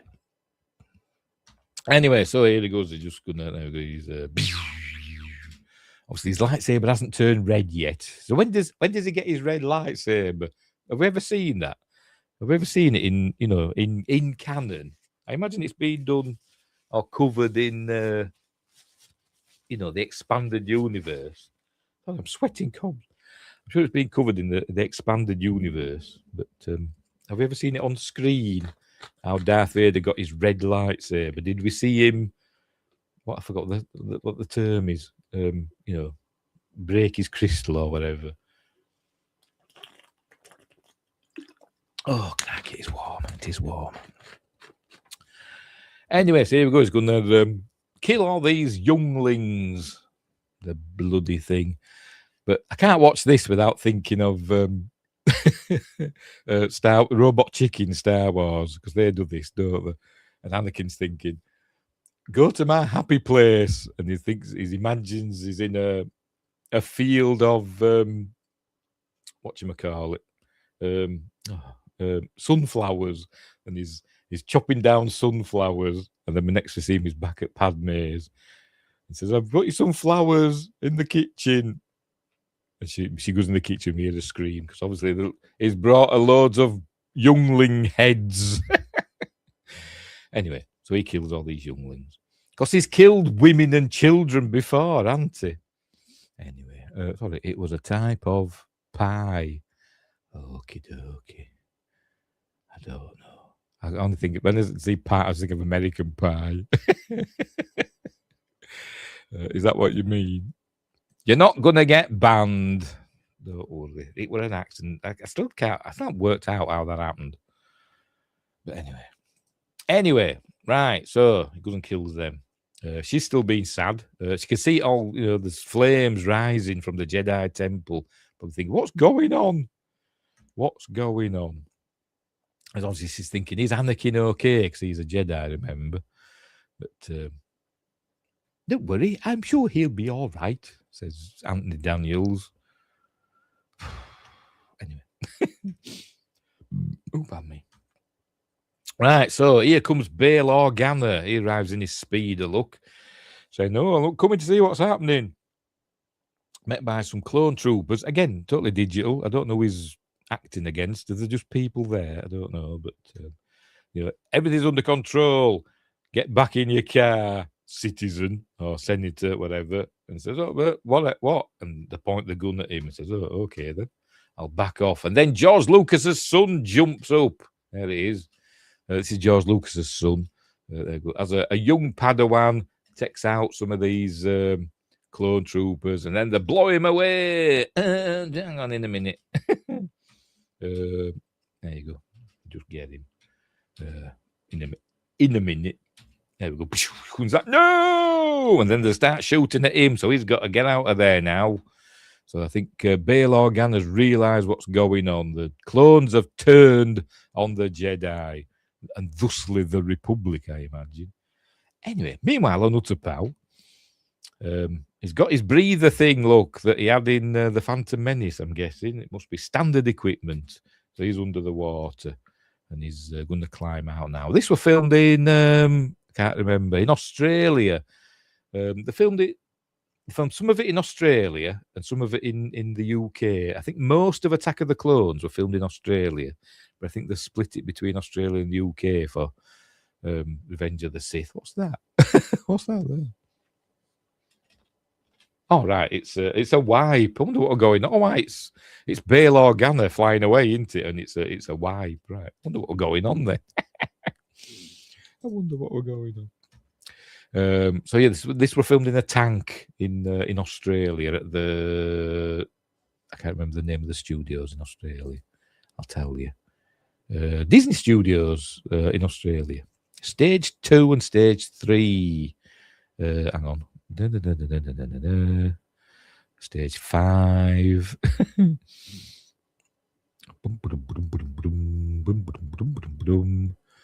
This might be Stage 1 because it says Utapau Sinkhole. Maybe. Anyway, whatever. But this was filmed in Australia. In a big tank of water.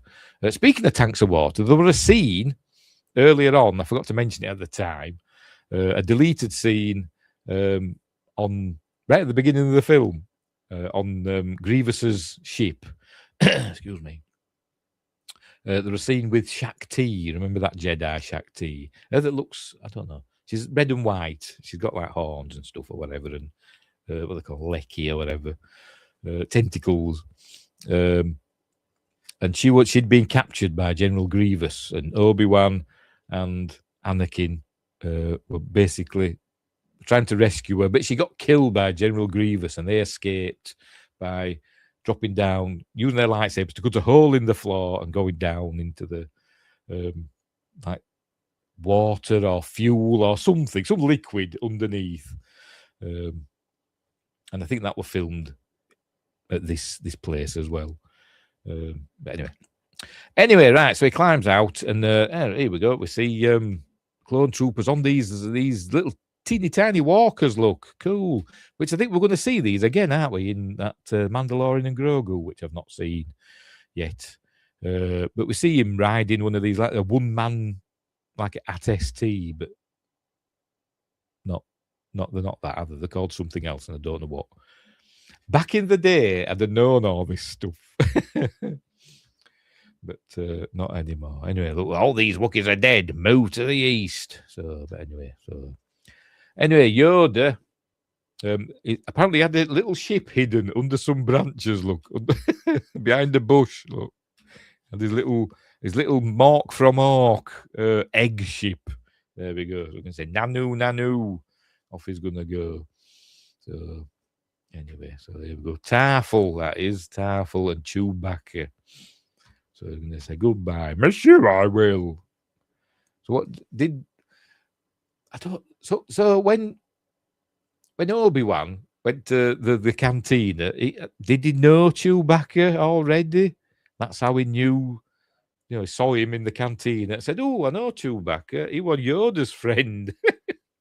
So is that how he got the job to take him to Alderaan? I don't know.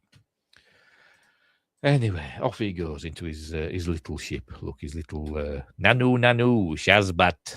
Off he goes. Showing me age now, aren't I? Off he goes. Right. So meanwhile, we're on the Coruscant again. Here's the Tantive 4 taking off. Oh, what have I done? Oh, for God's sake! There we go. I'm a ham-fisted frigger, aren't I? Off it goes, the Tantive 4. AKA the blockade runner. And here we go. They were really proud that they redid these sets. This is obviously what we saw in the episode 4 in the first film at the beginning. Oh, there she is. Look, there's who I thought were Angelina Jolie. Do we see her? Do we see her up close? Just like a quick glimpse. Can't really make her out. But she's a very striking young lady. Brazilian, apparently. Anyway, so they're heading out away. Obi-Wan's hiding. He steals Grievous's ship. There's what's left of Grievous there. So he's going to take Grievous's fighter. Off he goes. Apparently they really were proud of this scene, as this shot as well. I don't know why. Because they added lens flares. That must have been a new thing back then. But don't tell J.J. Abrams. Right, so he's going to head out. He's going to rendezvous with there we go, with Bail Organa. They've just rescued Yoda, thankfully. So anyway, Anakin's arrived at Padme's. He says, "Look, I'm okay. The Jedi have turned on the Republic. They've become treasonous." And she don't believe him. He says, "Well, it's true. I'm telling you. So I've got to go to Mustafar now and deal with the rest of the separatist leaders." But anyway, so off he goes, and she's all sad. And 3PO's like, "Anything I could do to help, Mistress Padme?" "No, thank you, 3PO." And he goes, "I feel so helpless," which is supposed to be, George saying, "This is what everybody's feeling like. The circumstances are overtaking us, and we don't know what to do." That's what he says. Look, oh, I feel so helpless. Anyway, right, so there we go. This is Obi-Wan arriving at the Tantive 4. Is that how you pronounce it? I've always pronounced it that way. And here he arrives docking. This is the same corridor that the stormtroopers arrive at the beginning, the psh and all that. This is that same corridor that we'll see in 20 years' time. Anyway, right, so apparently a signal has been sent that requests all Jedi to return to the temple, but it's obviously it's going to be a massacre if they all go back to the temple. There'll be a massacre, so they're going to go back and switch off the signal. Hopefully, it'll save some of the Jedi, which we know it does. There you go. If then they will fall into the trap and be killed. So that's what they're going to do. They're going to head back to Coruscant. Meanwhile, on Mustafar, here it is, Mustafar. Obviously, a lot of CG, but some of the shots that we see, especially of all the lava and stuff, were filmed at Mount Etna. Because I think they were filming in... I can't remember now. I think they're filming in Italy for something.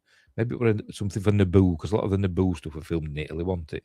And as they were doing that, Mount Etna erupted, the volcano in Sicily. That erupted.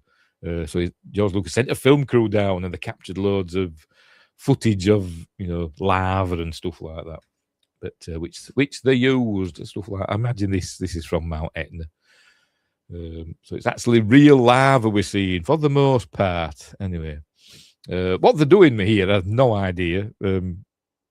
What do you use lava for? I don't know, but they're mining the lava or something. Maybe it's special lava, I don't know. But anyway, here's Darth Sidious telling the separatists that my new apprentice Darth Vader will look after you. There you go. But anyway, right, so they're arriving back at Coruscant. And they're going to sort stuff out. Right. So here's Anakin arriving. Not Anakin, sorry, it's Darth Vader now, isn't he? Here's Vader now arriving at Mustafar with poor R2, wondering what's going on. But anyway, these are cool, aren't they? There's a trade federation. I don't know what race are they? What race is Viceroy Gunray? I don't know. They can't just be called Trade Federation is. They must have a race. Anyway, they're cool. Soldiers. Look a bit like, Warhammer or Dungeons and Dragons, something like that, don't they? Anyway, so he's basically going to kill them all now. Hang on, is he going to see? Because we see, look, I think we're going to see his Sith eyes. That might be in a minute.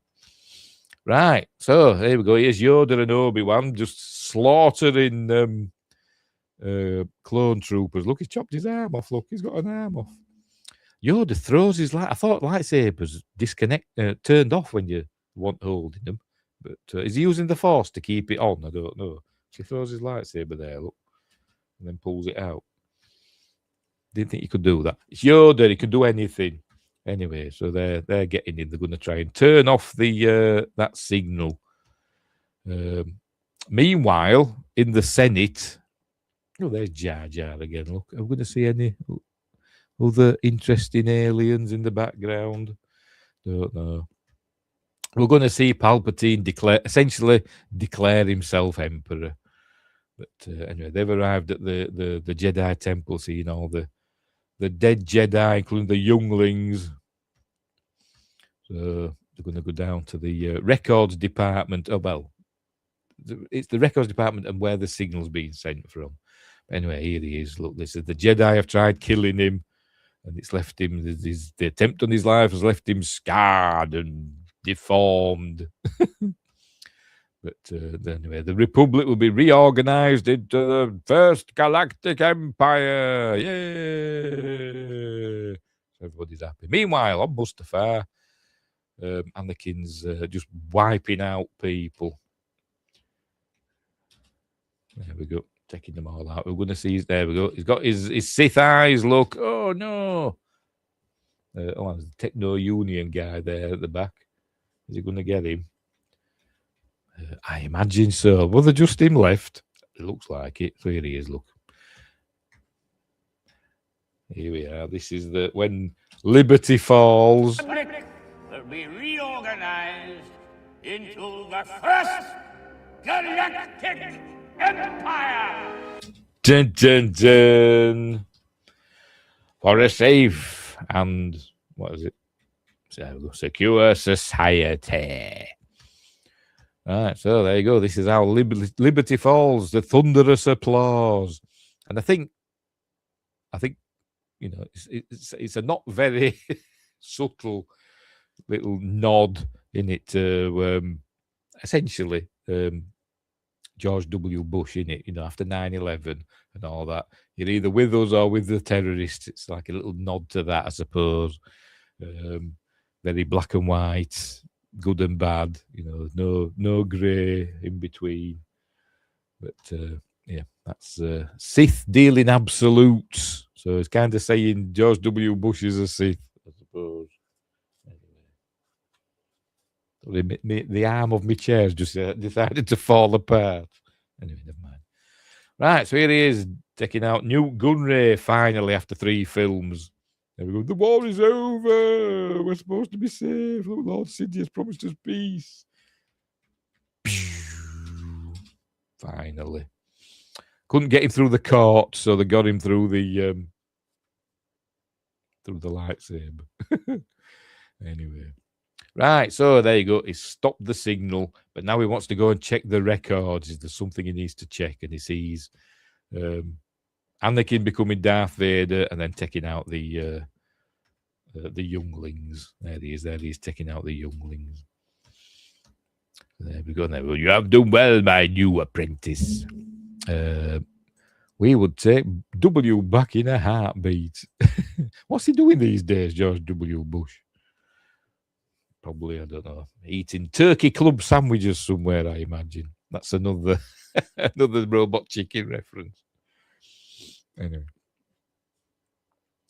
Anywho, so there we go. So he knows that Anakin has become a Sith now. He's joined forces with Sidious. And there you go. Send me to kill the Emperor. I will not kill Anakin. No, you've got to kill. I've got to deal with the Emperor. You deal with Darth Vader. No, I don't want to. No. Does he do paint? He likes paints and stuff. Bless him. Right, he's gone to see Padme. Look, so he's obviously worried, saying, "I'm worried for him, and he's killed younglings and stuff like that." And no, but she finds that hard to believe, and I think she said he's gone off to Mustafar. That's what she tells him that, and she can't believe he's turned to the dark side. That he has. So he's going to head off to Mustafar, and so she's going to go as well. But Obi-Wan's going to, what's the word? Stow away on her ship in the toilet, it seems. But we'll get to that. By the way, there was another deleted scene in this, I think from earlier in the film, maybe about halfway, before it all kicks off, of essentially the birth of the rebellion. They could see what were going to happen. It had Bail Organa and Padme and Mon Mothma, Genevieve O'Reilly as Mon Mothma, meeting, in secret, to think, they know that the Palpatine is not going to give up his powers, and it will get essentially the birth of the rebellion. And they cut it out for some reason. I put it back into my version, my fan edit. But anyway, Yoda's so annoying in this one. He's annoying in all of them. he's overrated, is Yoda. Anyway, right, so back on Mustafar now. And then he's waiting now, I suppose. He's waiting for... I says that he's probably waiting for Obi-Wan to come, maybe. I don't know. But anyway, so she's... Why do Obi-Wan just... Oh, no, maybe she didn't tell him. I don't think she told him where he'd gone, did she? Did Padme? Yeah, I don't think she told Obi-Wan where he'd gone. So that's why he's sneaking aboard her ship. That's it. She's got lots of these silver ships. This is not the same ship, is it, that she had in Attack of the Clones? It looks different to me. I think it's a different one. But anyway, so off she goes with a magic button, look, that does everything. Oh dear. That's here he goes. He's going to hide in the toilet. Look, there we go. Looks like he's hiding in the toilet. I hope she doesn't need to go. I mean, she's pregnant after all, so she's probably spending most of the trip in the toilet. Maybe, hopefully, they've got two. Anyway, anywho, Obi, Padme, this is partly your fault. Jedi Tooth. The Jedi said, "Hey, we know you're married to Padme. She's pregnant and you have visions. We will help you." All could have been avoided, yes. But because they didn't trust him, I'm guessing they just, their actions helped hasten him to the dark side, didn't they? Their mistrust of him. So, yes, it is the Jedi's fault. But I suppose, Yoda did kind of predict it in the previous film where he said the Jedi were getting... too sure of themselves, weren't they? But him himself as well. Anywho, right. So Yoda's going to come and deal with Palpatine. There you go, he's reporting then. "It is finished then. You have restored peace and justice to the galaxy." Anyway. Oh, yes, he tells... Basically, the war's over now. Going to tell him to turn off all the battle droids. The war's over. Blah, blah, blah. There you go. It's all sorted out. Peace in our time and all that.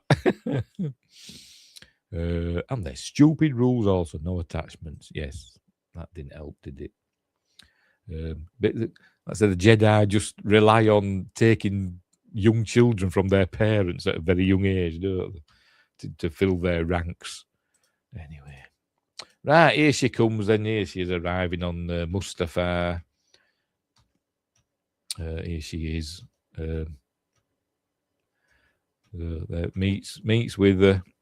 And she's saying, Obi-Wan told me all these horrible things that you did. And he says, oh, well, whatever. I'm evil now, but I still love you. Love you, Padme. Love won't save you, Padme. Anyway, this is where she says, you're breaking my heart. And then he sees Obi-Wan. There you go. There you go. He sees Obi-Wan. Liar! You brought him here, to kill me. And Sith force chokes her, but not to kill her. Not to kill her. To kill her. Not to kill her. She just passes out. It probably doesn't help with her being pregnant. Anyway. Yes, yeah, they have attachments to each other. I bet they're at it like bloody rabbits. Dear. Anyway. So this is where the big lightsaber battle's gonna start now. Here we go. They're gonna fight, and this is where they're saying, the Sith are evil, and he's saying, from my point of view, the Jedi are evil, and we brought peace to the galaxy in our new empire and all that stuff. But said, no, I've got to stop you. So we're gonna fight. Whee! Apparently they trained for months, didn't they, for this? And they said that none of it speeded up. They actually were that fast with the parries and all that stuff. So it is, it's a cool lightsaber fight. But here's Yoda deals with these, I said, red-robed, now Imperial guards, aren't they? Did they have these ready to go when he declared the Empire? Must have done, but anyway, he's dealt with them as Yoda. I heard a new apprentice you have, Emperor. See, he's not wasting any time calling him Emperor, is he? And then he calls him a little green friend. Master Yoda, my little green friend. Is it this bit? Master Yoda, you survived. Oh, never mind. Oh, I thought he said my little green friend. Maybe it were earlier on. Anyway, so he zaps him, and then they're going to fight, and these are still fighting, giving it all that. So they're gonna start now. Oh, is this bit of the little green friend? At last, the Jedi are no more. Oh, he's evil, isn't he? Anyway, Justice says, sorry, Obi should have lost the duel, but Force pushed him into the lava. Could have done that, couldn't they? Could have done that, but they had him winning, didn't they? They had the high ground. But anyway. Yeah, that'd have been better. Or something happened and he just fell. He lost his balance or whatever and then fell into the lava. They're on the edge of a crater rim or something. That was the original idea, wasn't it? But anyway. So anyway, there we go. Oh, I muted it. So they're going to start fighting. Hang on, is this the bit? Oh, never mind. So they're going to lightsaber fight in the Senate chamber, but they're still fighting. They nearly has him here, look. He's going to cut him in half. He's going to bisect him, look. But luckily he got his lightsaber back. Would he have done? Would he have cut him straight in half? I suppose so. Anyway, meanwhile, they're fighting in the Senate chamber now. So off they go. There we go, fighting. Anyway, they end up outside, so they're fighting amongst all the lava now, and so for some reason it all starts breaking. I don't know why, but anyway, it does. Yes, Obi winning duel, and yet Vader could beat every other Jedi. Ridiculous. Well, there weren't many left, were there? Anyway, it's throwing whatever they are. I can't remember what they call them. The things that the senators float about in. Throwing them at Yoda. And I say Yoda loses pretty easily, to be honest. He ends up falling down and goes, failed I have. There off he goes. Falls down. And failed I have. Meanwhile, they're fighting away. He was scurrying through some Jeffrey's tubes. Gets saved by Bail Organa. It must have some sort of homing device or something. But anyway, so there we go. He's going to go and I sense Lord Vader is in danger. So he's fighting away, giving it all that. Right, that's for some reason it's all kicking off. I don't know why. Why is it suddenly erupting and breaking everything? I mean, surely this stuff's been here for ages. I don't know why. So I think they're protected by force fields, weren't they? Now, have they broken something that stopped the force field? I think they have, haven't they? I think that's why everything's breaking. So anyway, there he goes. Failed, I have. There you go. Into exile, I must. You give up easily, don't you?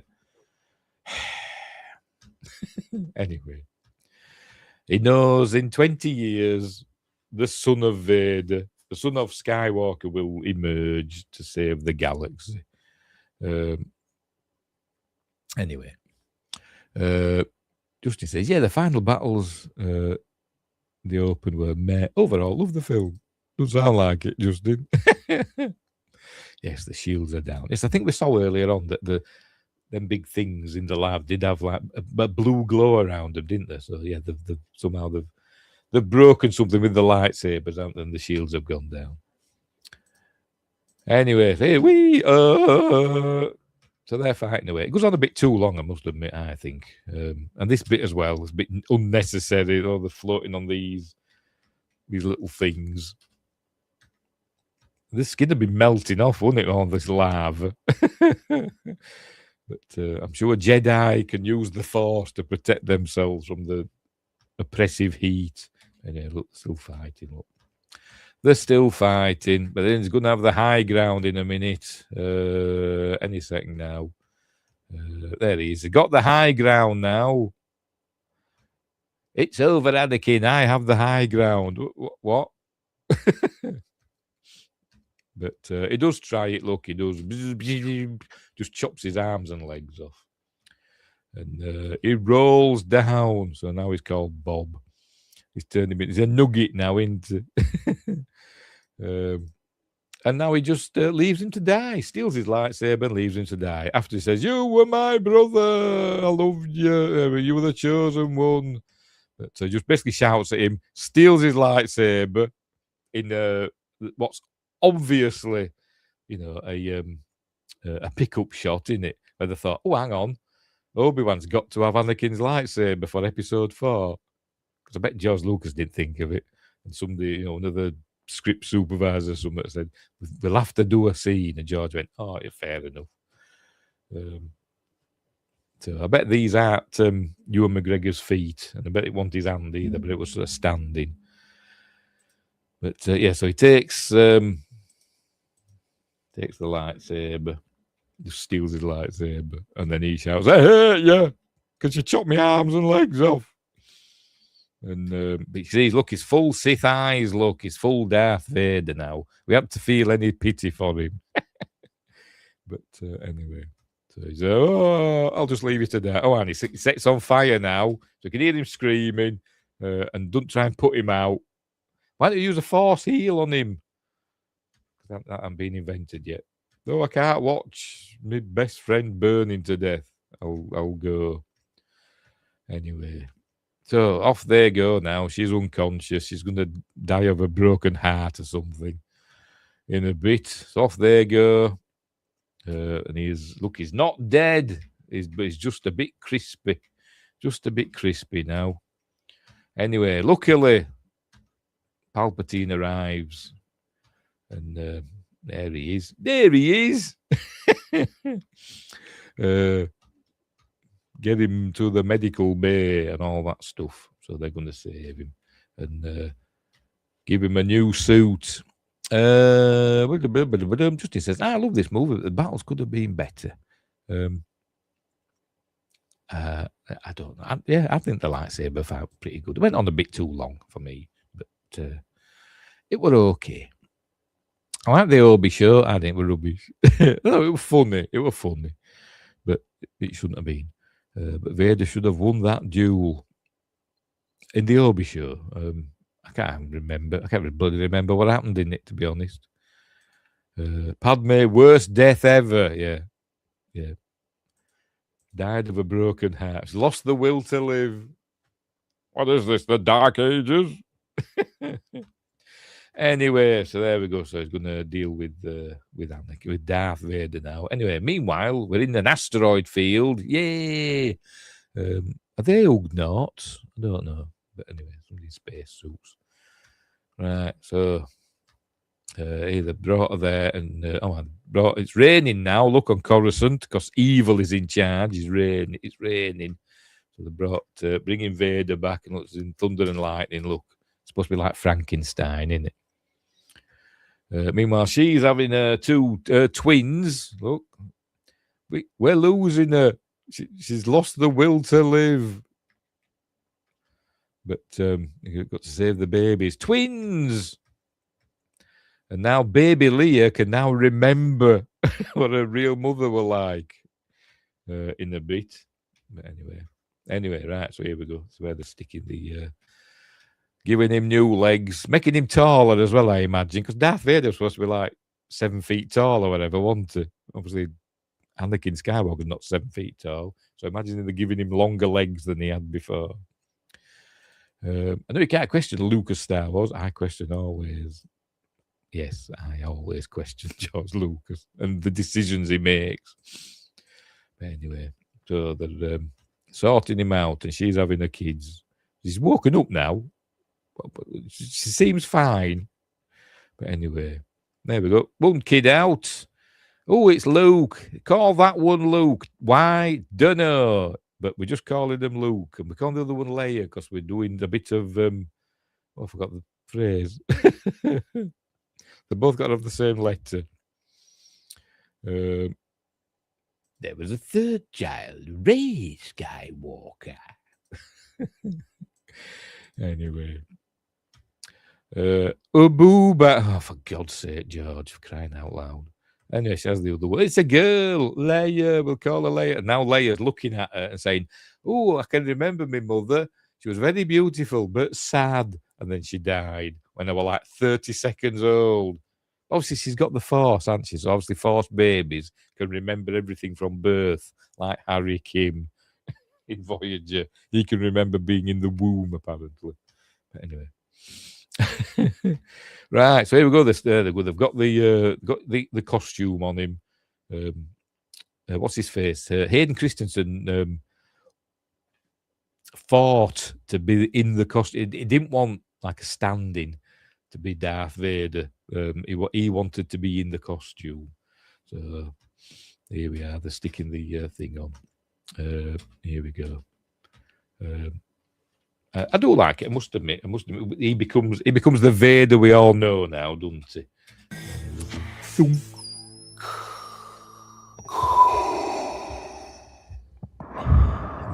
Breathing out. Look. So he's actually breathing out through that because it made the smoke go away. So it is actually a vent for his breath. So there he is. He's now the Darth Vader that we know. Anyway, I'm going to die now. There's still good in him. And now she's dead. Anyway, right. So he wakes up now. Now we get James Earl Jones' voice now, don't we? Asking, is Padme all right? He asks. This is a dopey scene. It just sounds goofy. Sorry, George, but it just does. Is she safe? Yeah, you killed her. And then it does. They should have just left it at this. They should have had him just using the Force and just destroying this whole lab thing, like he's doing here. Not bother with the Frankenstein bit. Where is it? Here. It was Frankenstein bit here. And he does his no. Bloody terrible, isn't it? We didn't need that bit. It shouldn't have been a no. It should have been a rah, shouldn't it? You know, a cry of rage, not a no. George, you're a knobhead. You are. Anyway, meanwhile, here we are at Naboo. They've gone for the funeral, haven't they, of Padme. That's it. I'm trying to think why they've gone to Naboo. But they're going to go to the funeral. The children must be kept safe. So Bale's going to take the kid, the girl. So she's going to be Leia Organa, Princess Leia Organa, because I think Bail Organa's wife's some sort of queen, isn't she, or something, which is why she's called the princess on Alderaan, I think, or something. Not because her mother were Queen Padme Amidala, but anyway. Just it says, to me, this showed he was stronger than ever, but nah, they wasted it. Anyway, I say still super strong in the Force, but like I said, I think they've added too much. Going back, they've made it too. They made the Force abilities and stuff. They made it too much to what came later. But they couldn't do stuff later, in the 70s and 80s when they made the original trilogy. There was stuff they couldn't do that they could do when they came to make the prequels. But it's like in Star Trek when they did Enterprise. People were saying, well, the technology in Enterprise looks too advanced. Looks more advanced than the technology we saw in the original series, which is true because it was made afterwards. It's kind of like that, isn't it? But anyway. So he's going to take Leia, and then says, "Oh, I'll take him to his, I'll take Luke to his uncle, to Anakin's stepbrother on Tatooine. He'll be safe there." Hang on, wouldn't that be if he found out he had the kid, wouldn't that be the first place he might look?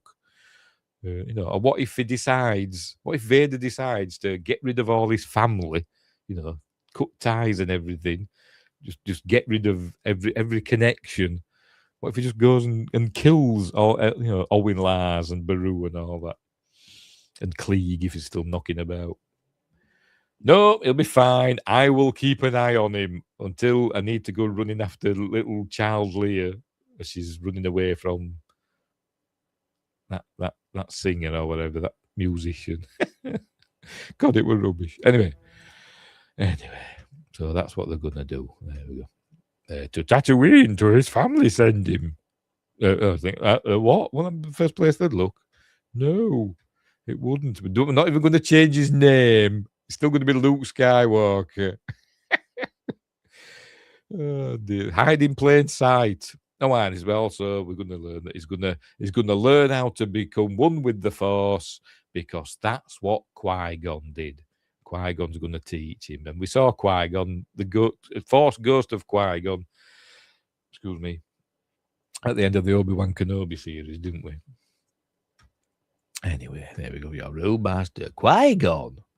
Anyway, right, so here we are. This is Captain Antilles, or Captain Colton in the novelization. Don't know why they made him Captain Antilles. Is he related to Wedge Antilles? Don't know. So anyway, so he's handing over the droids to him, and then he says, have the protocol droids memory wiped. What? There we go. There we go. I'm placing these droids in your care. Treat them well. Clean them up. Have the protocol droids mind wiped. What? Apparently, in this shot, you could see the camera crew reflected in 3PO. So this woman spent ages painting them all out. What? But anyway, so there we go. I think that's the last line of the film as well. He gets the last line of the prequel trilogy and the first line of the original trilogy, doesn't it? There's 3PO. Anyway, back on Naboo, the funeral of Padme. Everybody's sad. There they are. Look, I think that's the Queen, who I think is not the same Queen that we had in the previous one. I think it's a different one. But there's Sio Bibble again. Is he actually there this time? I don't know.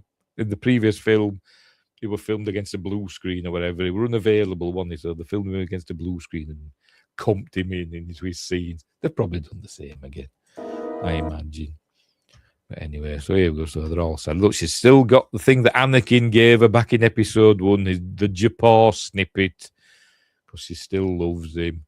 And here he is on his Star Destroyer bridge. Is this because we don't see this from outside? So is this Super Star Destroyer that they've knocked up really quickly? But anyway, they're obviously at Geonosis, aren't they? Because that's where the Death Star's being built, in it. I think it's been built at Geonosis. But anyway, there it is, being built in the background. And there's Moff Tarkin. Or is he just Commander Tarkin now? Is he a Moff yet? With some, they've not done a good job, have they, with this makeup? It looks nothing like Peter Cushing. Looks like a bloody Skeletor, doesn't it? But yet they were all saying on set in the commentary, audio commentary. I think it was Rick McCallum or somebody like that was saying it looked just like Peter Cushing. I thought, "Hey, bloody don't! It looks nothing like." Oh dear. But anyway, whatever. But so there he is. So no sign of I forgot his name now. Director from Rogue One. That him. I forgot his name now. Who was supposed to be the one that really were behind the Death Star construction, and Moff Tarkin kind of just usurped it, didn't he? But we see we're there at the beginning anyway, and then it ends because two there are always, and that's how it ends in a minute. Thought that's how it ended. No, we've got to see Alderaan, haven't we? This is Alderaan, a mountainous planet apparently. And here he arrives. Takes young Leia to his wife. What were Bail Organa's wife? I can't remember. I'm gonna look her up. Bail Organa. Come on, where are you? Wikipedia. There you are. Bail Organa. Bail Presta Organa. Here we are. Pronouns he, for God's sake. Right. Partner Breha Organa. Right. I'm sure I see somewhere that she was a queen or something like that. Yes, served as queen of her home world of Alderaan during the final decades of the Galactic Republic. So there we go. I thought she was a queen. That's why Leia was a princess. There we go. Yes, that's it, Krennic. Yes, Director Krennic. Yes. He wasn't there, was he? In his white uniform. Anyway, so they bring Leia there. So they say, "Oh, look, we've got a bit new baby. Yeah. I shall raise her and call her George." No, you've got to call her Leia because apparently we've got to. You'd have thought they'd change the names, wouldn't they? Because they've essentially gone into witness protection, haven't they? So they should have changed the names. Anyway. Right, anyway, so here's Obi-Wan on Alderaan. The fact they filmed this scene during when they filmed Attack of the Clones, didn't they? So they didn't have to go back to Tunisia to film this bit. This bit was filmed during the filming of Attack of the Clones. I remember them saying that. Anyway, he's arrived on his, whatever it's called, EP or something, I don't know what they're called. And here, have a baby. Did he phone ahead? I don't know. He just arrives. Here, have this baby. Don't ask any questions. Just take it. Take this baby. He is Harry Potter. He's the boy who lived, essentially. So he said, "Oh, okay, thank you. Owen, we've been given a baby. We've been given. What's happening with these subtitles? Let's take the subtitles off. We've been given a baby. Look, let's go and have an argument about it as we watch the twin sons of Tatooine, Tattoo 1 and Tattoo 2 setting, because it's got to remind us about the next film. But anyway, and that's obviously a blue screen shot, isn't it? But okay. Hang on, let's have a listen.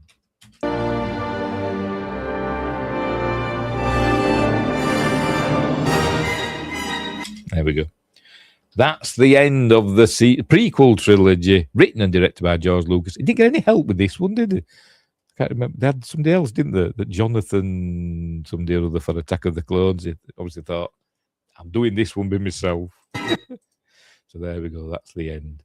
It is a good film, I must admit. I do like the prequel trilogy, but I prefer my edits, my fan edits. I generally watch them rather than, the actual films. Justy says, good movie. Prequels are underrated. I think at the time, younger people liked him more than such as me, who were brought up on the original trilogy. But like I said, they've gained a lot more appreciation over the years. Yeah. And a lot of people have said the sequel trilogy, the same will happen with the sequel trilogy. I don't think it will. But now that's pod racing, says Wingrace. Yes. Wrong film. Anyway, so there we go. So that's the end of Revenge of the Sith. And now I don't know what to do next for next year. Because I've done them in like release order, haven't I? I did 4, 5, 6, and then I've done 1, 2, 3. So should I do 7, 8, 9 next, or should I do on about next May, so in a year's time? Should I do the 2 Ewoks films? I don't know. I'll decide in a year. I'll decide in a year what's next. It'll either be the sequel trilogy or the Ewoks films, which aren't as bad as some people make out. Wingrace says, I don't know about the films for the sequels, but maybe the characters. I still see people dressed as Rey at every con. I haven't been to a convention for years, so I don't know. But like Rey, when I did go to conventions, Rey and Kylo Ren were the 2 big Star Wars cosplayers, weren't they? They're not by me. I got dressed up as a rebel soldier. Oh, and a TIE fighter pilot, not a TIE fighter, a mercenary, a bounty hunter in a TIE fighter uniform that I made myself. But anyway, Justin says, no, the new ones are terrible. Some good stuff, overall bad. Rogue One is good. Yeah. I liked Force Awakens, but there were bits in it that really got on my nerves. But as a whole, I did enjoy it. I thought it was good because it asked, as J.J. Abrams always does, because he's obsessed with the mystery box. He asked a lot of questions, hoping that somebody else would deal with it later, and they didn't. Because when Ruin Johnson came along and did his Last Jedi, he just ignored everything essentially that J.J. Abrams had set up. Anyway, that's by the by. Right, so there we go.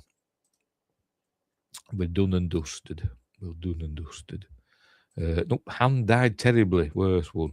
Yes, Han did die terribly. But I still enjoyed the film for the most part. Like I say, some bits. The death of Han, blowing up of all them planets and stuff, were annoying. Using the sun to recharge the big Death Star, the Star Killer base, that was stupid. Wasn't like that in the book. I've read the book. There were a different explanation for how Star Killer base were powered. Didn't use the sun. But anyway, that's by the by. We'll leave it there. We're all done and dusted. Good film. Anyway, watch it. It's on Disney Plus. Right, what's next? What day are we on? Monday, Wednesday. Don't know what I'm doing on Wednesday yet. I'll think of something. Maybe on Friday. For Friday night appointment with Fear this week, we're doing Blood. Hang on. I haven't got rid of that, have I? There we go. We're doing Blood, The Last Vampire, which I still haven't got around to watching. I hope it's good. But we're doing that on Friday. And then next Monday, where is it? Next Monday's, it's the 21st anniversary-ish, within a few days, of Atlantis, The Lost Empire, one of my favourite Disney films. Really good film, I really like it. With Michael J. Fox and James Garner and Claudia Christian et al. A good old-fashioned adventure. It'd have been a good live-action film, this. They should of all the films that Disney's remade as live-action, they should have done Atlantis, The Lost Empire. Not bloody Cinderella and Lion King and all that stuff. Anyway. Right, where were we? Wingrave says that's only because George wasn't there to put Harrison in his place. Because it was Harrison Ford that demanded he died, didn't he? He wanted to be killed off, you know. He didn't really want to come back for Return of the Jedi, did he? George talked him into it. Yeah, he wanted to die since the 70s. Yes, he did. Always fun, says Justin. Thank you. Right, so we'll leave it there. We'll leave it there. I'm going to go and sweat in a corner somewhere now because it's still really warm. Oh, God. Those Brits can't handle the heat. Right, so I've done something. What have I done? Don't know. Right. Right, so thanks for watching, wherever you are. Look after each other. May the Force be with you. Hang on, getting sorted. And until next time, I'll say the